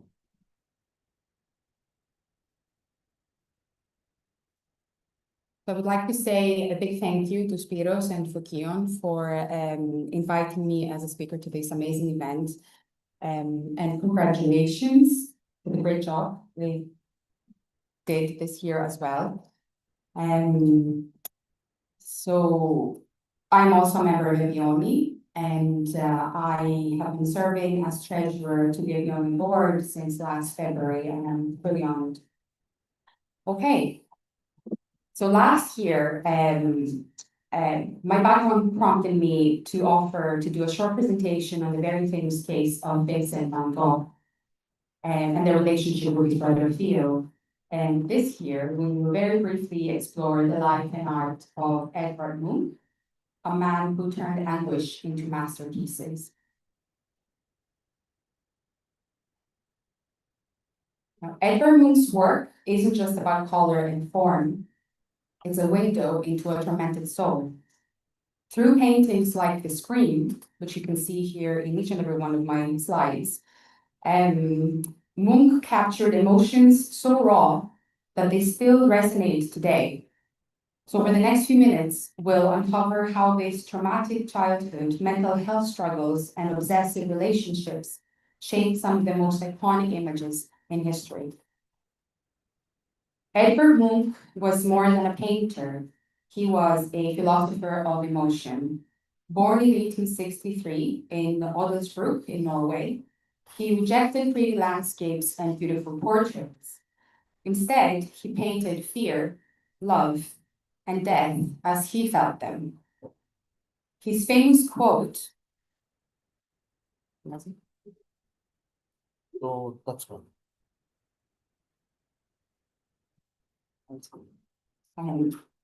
His famous quote, "I do not paint what I see, but what I saw," reveals his method. Art as memory, distorted by trauma. While Impressionists celebrated light, Munch dwelled in shadows. His work laid the groundwork for Expressionism, where emotion trumped realism. The tension between life and art defines his legacy. We are incredibly fortunate to have access to an extensive archive of his own writings, his own personal writings, which have been made available to the public. In these documents, he dissects his own psyche, offering profound insights into his inner world, often using paintings as a lens through which to explain his thoughts and emotions.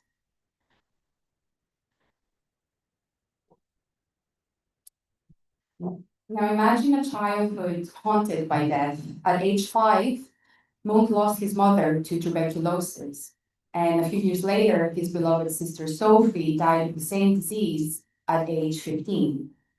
His father, a grieving preacher, filled their home with terrifying sermons of sin and hell. So Munch later wrote that illness, madness, and death were his cradle companions. This trauma birthed the sick child, a portrait of Sophie, painted with scrapes and scars on the canvas. Critics hated its rawness, but Munch refused to pretty up the canvas. He refused to pretty up pain. For him, art was truth, no matter how brutal. Munch didn't just paint anxiety, he also lived it. He suffered hallucinations, once fleeing a party because the lamps glared like bloodshot eyes, as he said. Alcohol became a crutch, fueling paranoia and violent outbursts. In 1908, he collapsed and was hospitalized. His painting Anxiety, with his ghostly crowd, isn't just a painting, it's a panic attack on canvas. The figure's hollow eyes and the swirling sky mirror Munch's own mind, where dread was a constant companion. Munch's Frieze of Life series is an orchestra, as I say, of human suffering. This includes the works The Scream, Madonna, and Vampire. Think of it as an album where every track is about love, death, or fear. The Scream is its most famous single, inspired by a real moment when Munch felt the sky turn to blood, as he said, during a war. He claimed that the scream comes from the landscape itself. He testified that he truly heard a scream pierce the sky in a fjord as he gazed in the terrible fiery sunset. In his own words, "I felt a great scream, and I actually heard a great scream. The colors of nature broke up. The lines of nature, the lines and the colors, quivered in motion. These oscillations of light not only caused my eye to vibrate, they also brought my ear into vibration, so that I truly heard a scream. I then painted the picture Screams." So what we basically see in this painting is not a person screaming, it is a person protecting their ears because they heard a very loud scream. The other two paintings of the Frieze of Life series, Madonna and Vampire, are equally haunting. Madonna blends eroticism with death, while Vampire shows a woman, here it is, biting a man's neck. Not a horror scene, but a metaphor for love's cruelty. These works weren't just art, they were Munch's exorcisms. For Munch, love wasn't roses. For Munch, love wasn't roses, it was thorns. His relationships were obsessive, volatile, and often one-sided. Women terrified and fascinated him at the same time. He called them vampires who drained men's souls. The painting Vampire, which we see here on this slide, originally titled Love and Pain, shows a red-haired woman bent over a man, her lips on his neck. Is it a bite or a kiss? Munch leaves it ambiguous. To him, love and pain were inseparable. In 1908, Munch hit rock bottom. After a drunken brawl, he checked himself into a clinic, screaming that his enemies were electrocuting his brain. Therapy and sobriety, however, changed him. His later works, like The Sun and The Workers on the Way Home, are literally brighter. This is a painting of the sun, which now rests in the University of Oslo. He painted it as part of a triptych that still lies at the University of Oslo. So you can clearly see the difference between his earlier works, which looks like he's a bit more optimistic, let's say. And this here is Workers on the Way Home, which rests in the Munch Museum in Oslo. You can again see the brighter colors that he used, and the faces of the workers do not look ghostly, they don't look ghouly, they actually look very impressionist.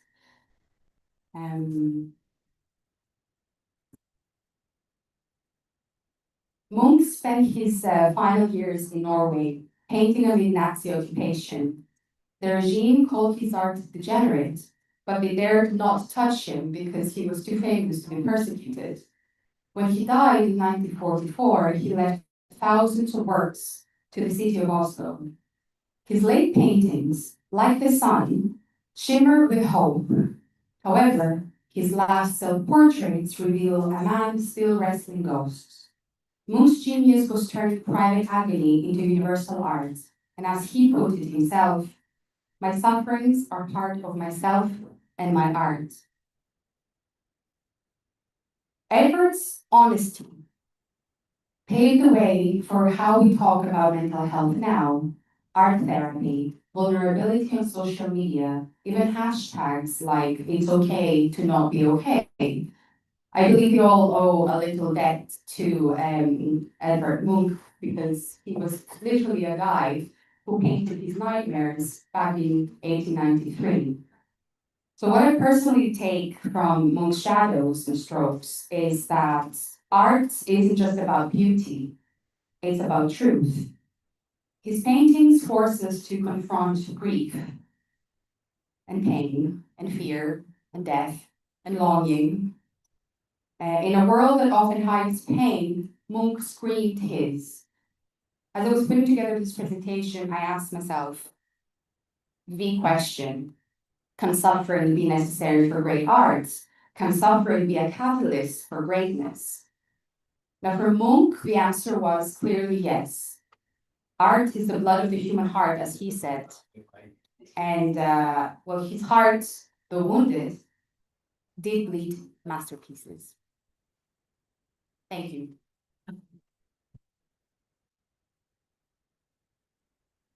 Thank you very much, Mrs. Stefanopoulou, for this wonderful presentation of Edvard Munch. It's true that there is no greatness without suffering. And suffering is the source of greatness. There are Munch's writings are public. They are put together into a book. I can't remember the publication right now, but there is a lot of footage on his inner soul. So if you get a chance, it's a great read. So I do recommend it if you're interested in this. Okay, thank you very much.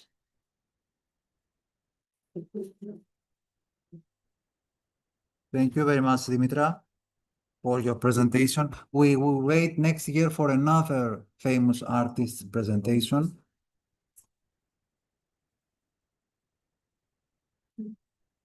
And now we have the representatives of a daycare center, an innovative daycare center for people with mental health problems, PEPSAE. It's a Greek NGO with many mental health services.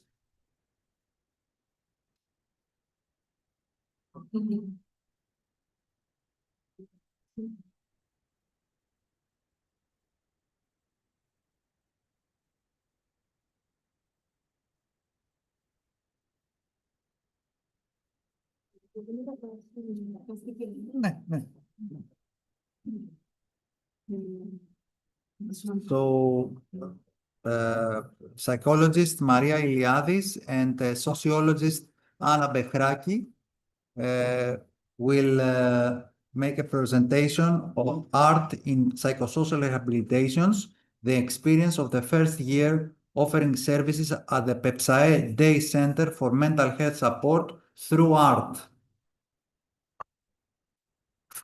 Hello, everyone. Thank you for having us here. We've already heard some really interesting things. So yeah, my name is Maria. I'm a psychologist, and today with my colleague Anna, we are presenting our experience at the Day Center for Mental Health Support through Art. It's been a year since we started offering services, and we're really glad to be sharing some first conclusions with you. A few words about the project. So, Pan-Hellenic Association for Psychosocial Rehabilitation and Work Integration developed the project of an art day center in collaboration with the First Department of Psychiatry of National Kapodistrian University of Athens, the University Mental Health Neurosciences and Precision Medicine Research Institute Kostas Stefanis, and the NGO ESIS. Let me explain the framework of our psychosocial rehabilitation services, which consists in combining the recovery model in mental health with arts. Person-centered recovery is a model that emerged from a critical examination of medical mental health recovery. Of course, psychosocial rehabilitation services and peer support groups have played a very important part in forming the model of person-centered recovery.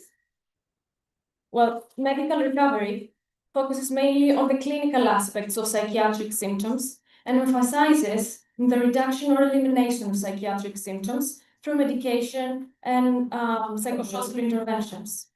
Person-centered recovery doesn't deny the goals of medical recovery, but rather reframes them, setting the core of the therapeutic and rehabilitative approach to a holistic and person-centered intervention about overall life quality and community.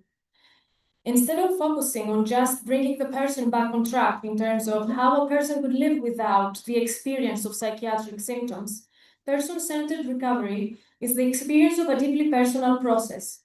It's a journey that gives the chance to think life anew, not by erasing the psychiatric experience, but through turning it into a process to bring forward personal aspirations and construct a personal meaning about life. It is a process where a person is actively involved in making decisions about their care and their future. The mental health professional stands as an ally and facilitator for the person with lived experience to make decisions and regain agency in their life. Peer support is also highly encouraged. So you have a No. technical problem. I can go on without the. It's fine. Okay. Okay. So at the Day Center, we combine recovery and psychosocial rehabilitation with arts based on research findings suggested by the World Health Organization. Over 3,000 studies identified a major role for the arts in the prevention of ill health and the promotion of mental health. Sorry. It's okay. We'll recover from it.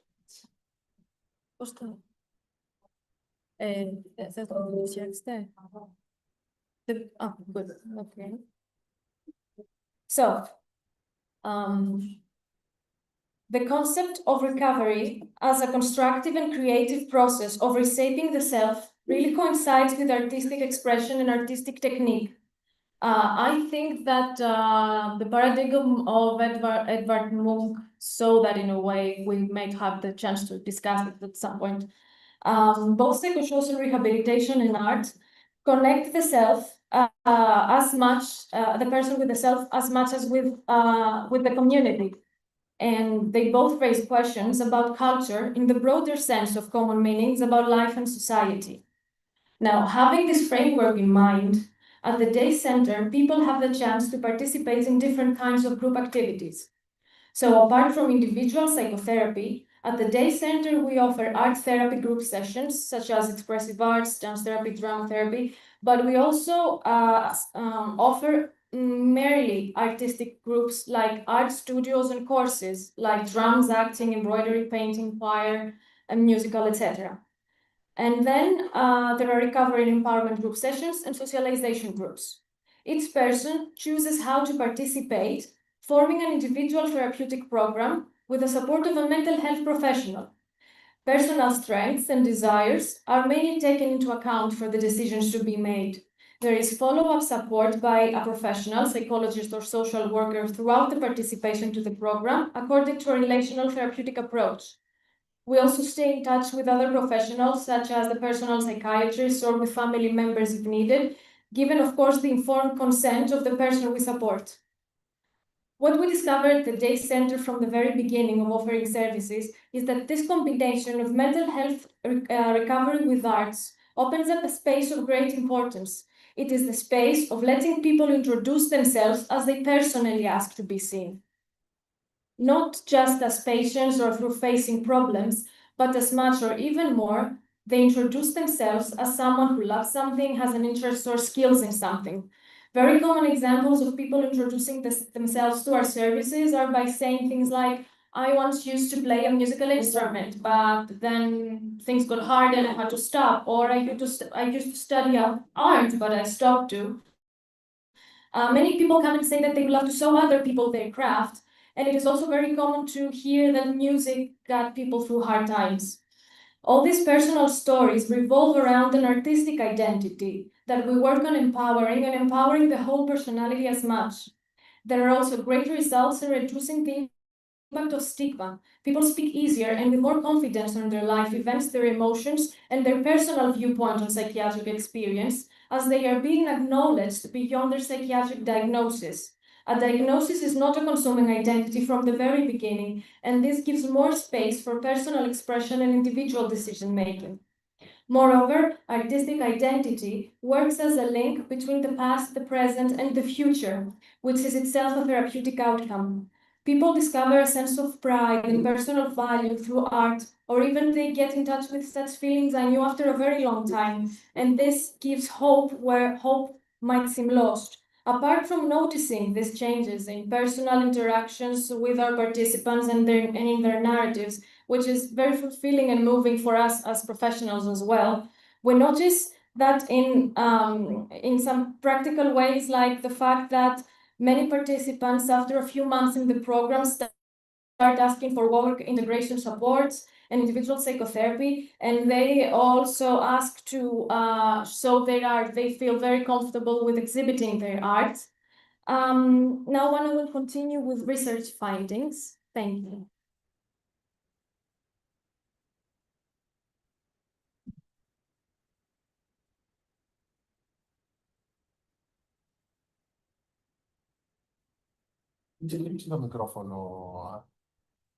Good afternoon. Thank you very much for your invitation. My name is Anna Behraki. I am a sociologist and administrative personnel at the Day Center for Mental Health Support through Art.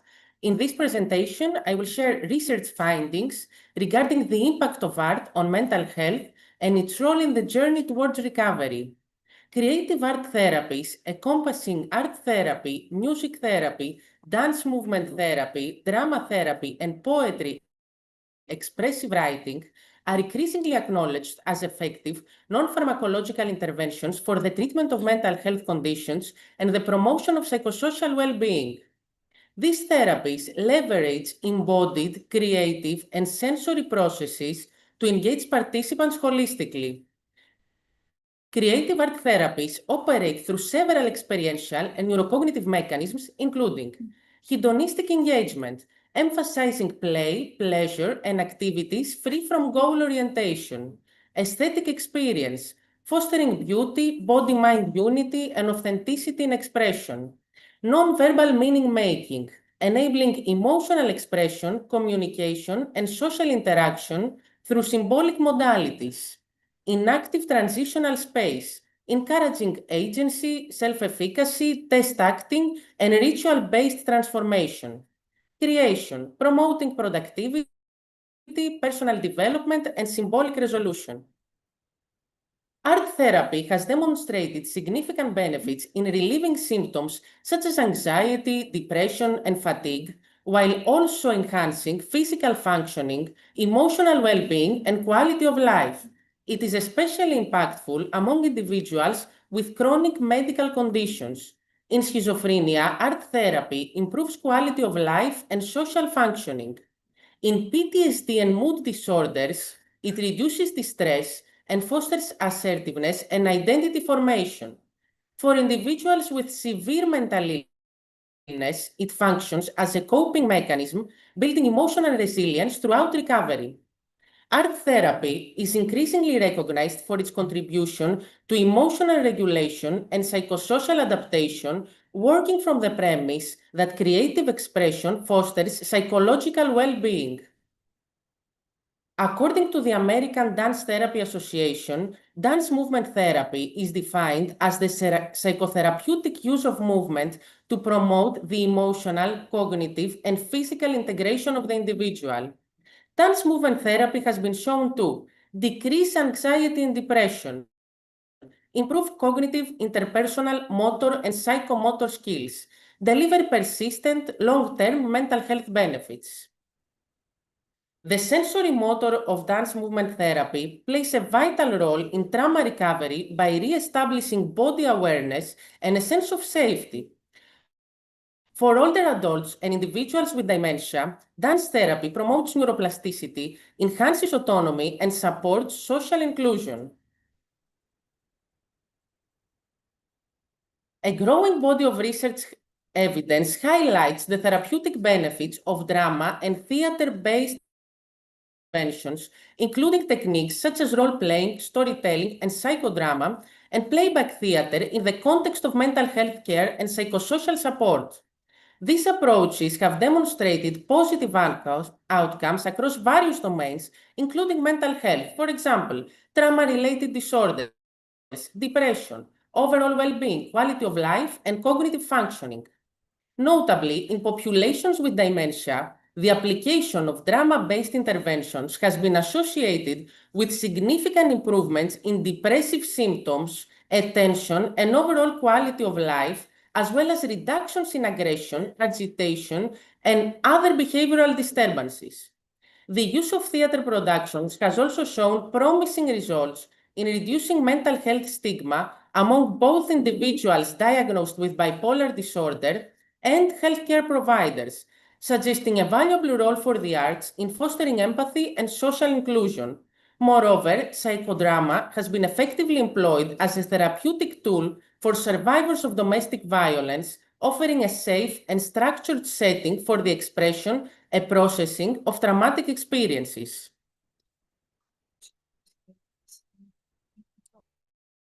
Also, the coordinator of a musical group in our day center is here. It's Jo. She's sitting right there. So thank you very much. This picture is also from her theatrical musical presentation as well. Music therapy contributes to improved mental health through emotional, social, and neurobiological pathways. It enhances social bonding and social behaviors, increases oxytocin levels, and has been linked to reductions in anxiety, depression, truancy, aggression, and emotional alienation. Additional benefits include improved language skills, speech perception, and reading ability, better auditory discrimination and attention, greater optimism and emotional uplift, reduced hospital fall risk, enhanced empathy, resilience, and reduced burnout through music and movement. Music therapy has also shown effectiveness in psychosis, reducing symptoms such as anxiety, somatization, and social withdrawal, and in PTSD and depression by promoting emotional catharsis and sleep quality. The role of the arts extends beyond structured therapies into community and cultural spaces. Museum-based programs have been shown to reduce stress, foster social inclusion, and alleviate symptoms of mental illness. Neuroscientific studies confirm that visual art engagement stimulates the brain's reward system, enhances perception skills, and improves physical markers of well-being, such as heart rate and cortisol levels. Techniques like slow looking, encouraging deliberate, reflective observation of artworks, promote relaxation, stress reduction, and emotional insight. These experiences are associated with increased activation in the left ventrolateral prefrontal cortex, reflecting intensified attentional focus and emotional processing. Reflecting the growing evidence base, several national healthcare systems have integrated arts-based activities into mental health care prescriptions. In countries such as the United Kingdom, Canada, and Switzerland, patients are referred to museums, art workshops, and music programs as part of their psychosocial treatment, representing a significant shift towards integrative, person-centered models of mental health support. In Greece, the Art on Prescription program has been developed and is currently being implemented in a pilot phase by the University Mental Health, Neurosciences, and Precision Medicine Research Institute. The initiative was launched under the auspices of Professor Nikos Stefanis, Director of the First Department of Psychiatry at the National and Kapodistrian University of Athens. The Day Center for Mental Health Support through Art has to date provided services to 141 primary beneficiaries, as well as more than 65 individuals from the broader community, including members of the general population and mental health professionals. Additionally, over 71 networking and collaboration initiatives have been carried out, establishing meaningful interconnections with mental health organizations, professionals in the field, and artists. In conclusion, it is important to highlight the positive feedback we have received from beneficiaries of the center. According to their personal testimonies, participation in the center's programs, including its therapeutic and artistic groups, has contributed significantly to their empowerment, social engagement, development of empathy, and the strengthening of their psychosocial resilience. Thank you very much for your attention.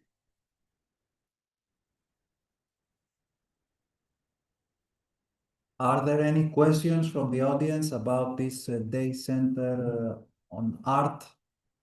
It's something new in Greece to make a day center for people with mental health problems, specifically using art, isn't it? Yes, it's 1 year that we've been carrying this mental health center. We've been, Maria, also, if you would like to talk about it because you had it in your presentation. Yeah, I think this is why there are so many different organizations collaborating on this one. And I think that this is why we are trying to form a network. There are some differences from some typical other day centers might be typical. For example, we are trying to form a community. Like, we do not have a psychiatrist at the day center, but we keep in touch with all the other services and the services that the person brings us in touch with. So we try to form a space that has an autonomy and help the person create an autonomous life. And I think this is something that's different to the common way of working. And from the day center of Pepsae, we will go to another day center of Iliotropio. And then we will have 2 parallel workshops. One is playback therapy, which will take place here. And then there is the ceramic hands-on workshop, shaping forms, giving body, which will take place outside. So I will give the floor to the colleagues from Day Center Iliotropio, Ms. Filippa Drivala, who is a social worker, and Ms. Mirto Dova, who is a clinical psychologist from the Iliotropio Day Center, Kostis Ballas. They will give a presentation on the contribution of sculpture to mental health through the collaboration between the Day Center and the ceramic workshop Διαπηλού και Σιδήρου in Metaxurgio, Athens.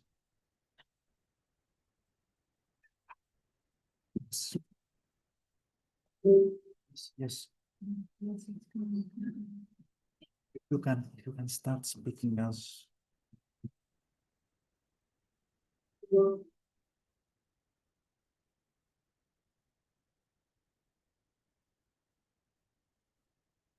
Yes.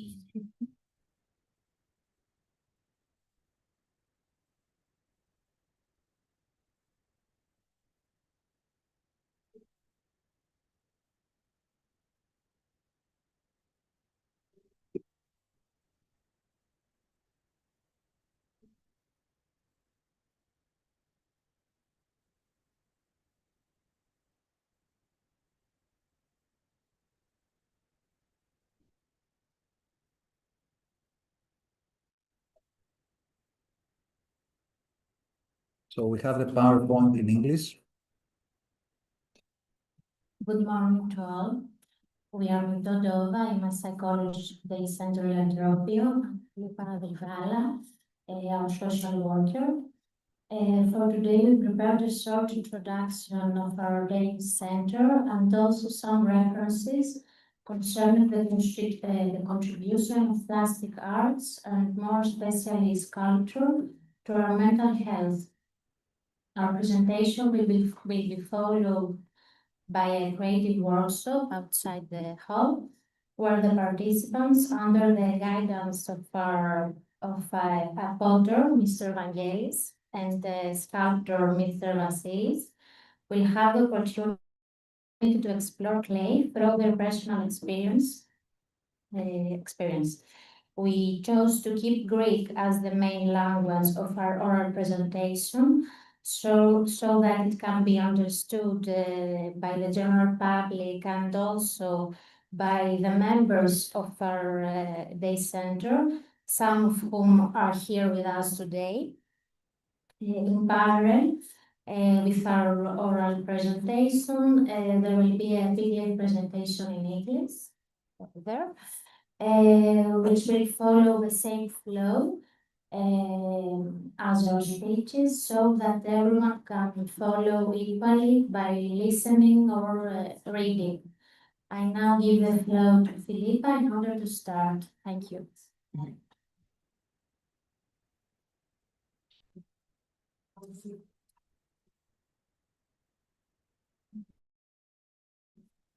Είμαι και από μένα, όπως είπε η συνάδελφος, ονομάζομαι Τιβάλια Φιλίππα, είμαι κοινωνική υπουργός και εργάζομαι στο Συμβουλευτικό Θεραπευτικό Κέντρο ημέρας Ηλιοτρόπιο, όπως το η κυρία Παυλίδου που είναι μαζί μας σήμερα και είναι εδώ και ωφελούμενοι μας. Το Κέντρο ημέρας ετρεύει καταρχήν την πρώτη περιοχή να πω ότι ανήκει στην αστική μη κερδοσκοπική εταιρεία Ελληνικό Κέντρο Διαπολιτισμικής και περίθαλψης Κωστής Βάρειας. Η δομή μας είναι στο μεταξουργείο. Απευθύνεται σε ενήλικες με προβλήματα ψυχικής υγείας, καθώς και στην υποστήριξη των οικογενειών τους και των φροντιστών τους. Σκοπός του Κέντρου ημέρας είναι η ψυχοκοινωνική αποκατάσταση των ωφελούμενών μας, η βελτίωση των δεξιοτήτων τους, καθώς και η μείωση του στίγματος που συνοδεύει την ψυχική νόσο, αλλά φυσικά και η ευαισθητοποίηση του κοινού μέσα από δράσεις ανάλογες όπως είναι και αυτή σήμερα όπου συμμετέχουν. Θα προχωρήσω λίγο γρήγορα για να πούμε ότι εδώ σήμερα είμαστε το Κέντρο ημέρας, πέρα από υπηρεσίες που παρέχει ατομικές και ομαδικές με στόχο την ενίσχυση της ψυχικής ανθεκτικότητας, που αυτό γίνεται μέσα από συμβατικές θεραπείες αλλά και συμπληρωματικές. Έτσι φτάνουμε και σήμερα να πούμε ότι μια συμπληρωματική θεραπεία είναι και η συνεργασία μας με το εργαστήριο κεραμικής Διαπλού της Σιδήρου που βρίσκεται επίσης στο μεταξουργείο. Είναι μια συνεργασία που άρχισε με το εργαστήριο τον κύριο Βασίλειο Γκούμα Αγιοπλάστη και τον κύριο Ευαγγέλη Κακάνη από τον Οκτώβριο του 2024. Συμμετέχουν 11 λήπτες μας σε εβδομαδιαία βάση γίνεται αυτή η ομάδα. Η τεχνική είναι με το Πειραιά, διοικητική. Σίγουρα πρέπει να πω εδώ ότι το εργαστήριο Πειραιά και Σιδήρου δεν ασχολείται μόνο με το δικό μας πληθυσμό. Έχει μια πληθώρα δράσεων σε τυπικά και ειδικά σχολεία, σε άλλες δομές ψυχικής υγείας, όπου υπάρχει και η τέχνη του ψηφιδωτού, η αγγειογραφία και όλα τα εργαστήρια εκεί γίνεται με βιωματικό τρόπο και πράγματι έτσι και η δική μας ομάδα και οι δικοί μας λήπτες συμμετέχοντας με αυτόν τον τρόπο έχουμε δει φοβερή βελτίωση στη ψυχική τους υγεία, στις δεξιότητες και κυρίως αυτό που θα λέγαμε που μετράει πολύ και είναι πολύ βασικό, είναι η συμπερίληψη που υπάρχει μέσα από αυτό το εργαστήριο, όπου πλέον έχουμε βγει από τη δική μας δομή, που είναι μέσα, όλα γινόντουσαν μέσα και οι ομάδες, και τώρα είμαστε σε ένα εργαστήριο που πραγματικά μας έχει αγκαλιάσει και έχει βοηθήσει πολύ τους οπεριγμενούς μας. Δεν ξέρω μήπως να πω παραπάνω, γιατί είναι πολύ σημαντικό. Να πούμε λοιπόν και πώς φτάσαμε εδώ και πώς η κεραμική και όλες οι πλαστικές τέχνες βοηθούν κάθε κεντροημέρια μας, γενικότερα βοηθούν τον πληθυσμό για την ενίσχυση της ψυχικής ανθεκτικότητας. Οπότε με αυτό... Ωραία, οπότε συνεχίζουμε έτσι με το κομμάτι των πλαστικών τεχνών και ιδιαίτερα της γλυπτικής και στο πώς έτσι τι ωφέλη μπορούν να έχουν για την ψυχική μας υγεία. Ξεκινώντας να μιλήσουμε για τις πλαστικές τέχνες ως μορφή καλλιτεχνικής έκφρασης και δημιουργίας, νομίζω πως χρειάζεται να ξεκινήσουμε από τη σημασία των αισθήσεων του σώματός μας συνολικότερα για την ανθρώπινη εμπειρία. Μιλάμε εδώ για πιθανές αισθήσεις που συνήθως ενεργοποιεί και η επαφή με αυτού του είδους τις τέχνες, όπως πιο συγκεκριμένα στο δικό μας παράδειγμα, η αίσθηση της αφής. Όπως γνωρίζουμε, η πρώτη επαφή του ανθρώπου με τον κόσμο, κατά τον ερχομό του σε αυτόν, πραγματοποιείται μέσω των αισθήσεων και του σώματος, πριν καν ακόμα έτσι ξεκινήσει να μιλάει και να διαφοροποιείται από το περιβάλλον γύρω του.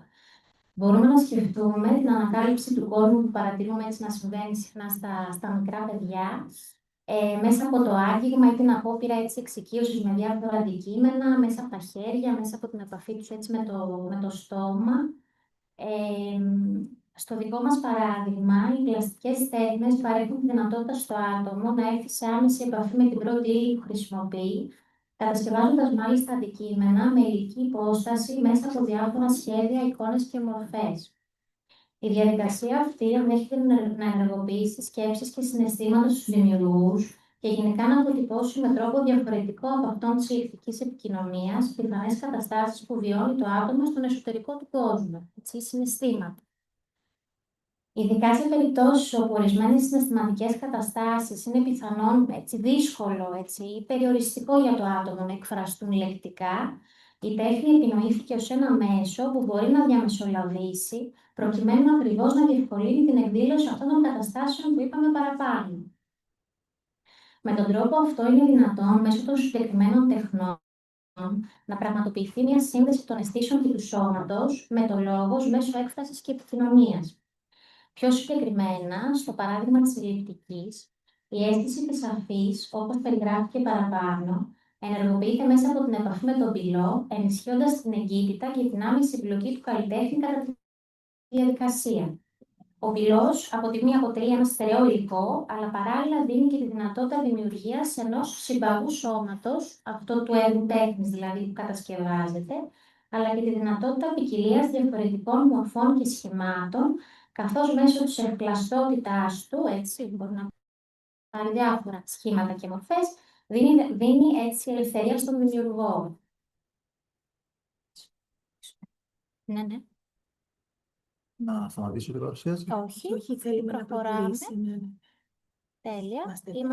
Το περάσαμε και αυτό, είμαστε στην επόμενη. Στα πλαίσια αυτά, τα ωφέλη για τον ανθρώπινο ψυχισμό παρουσιάζονται πολλαπλά.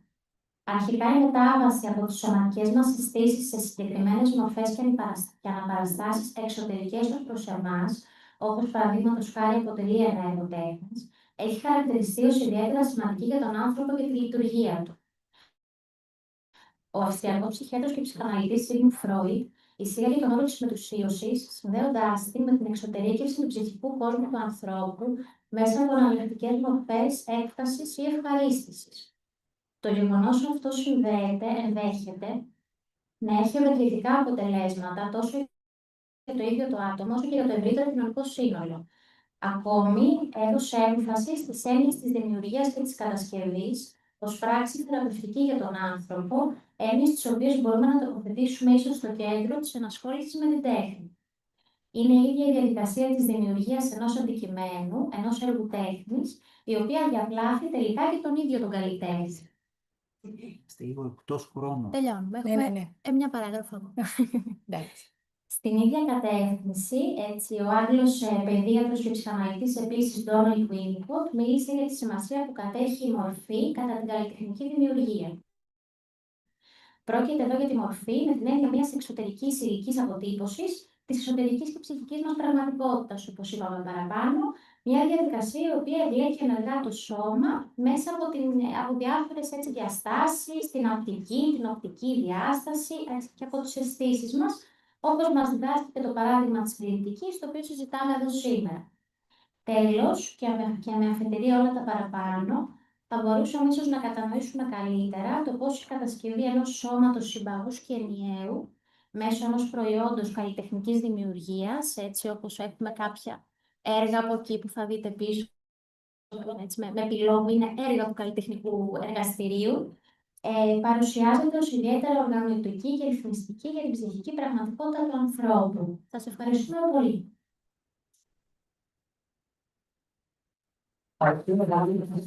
Κυρίες Διβάλα και Ντόβα, για την εξαιρετική παρουσίαση. Και τώρα θα έχουμε δύο παράλληλα εργαστήρια.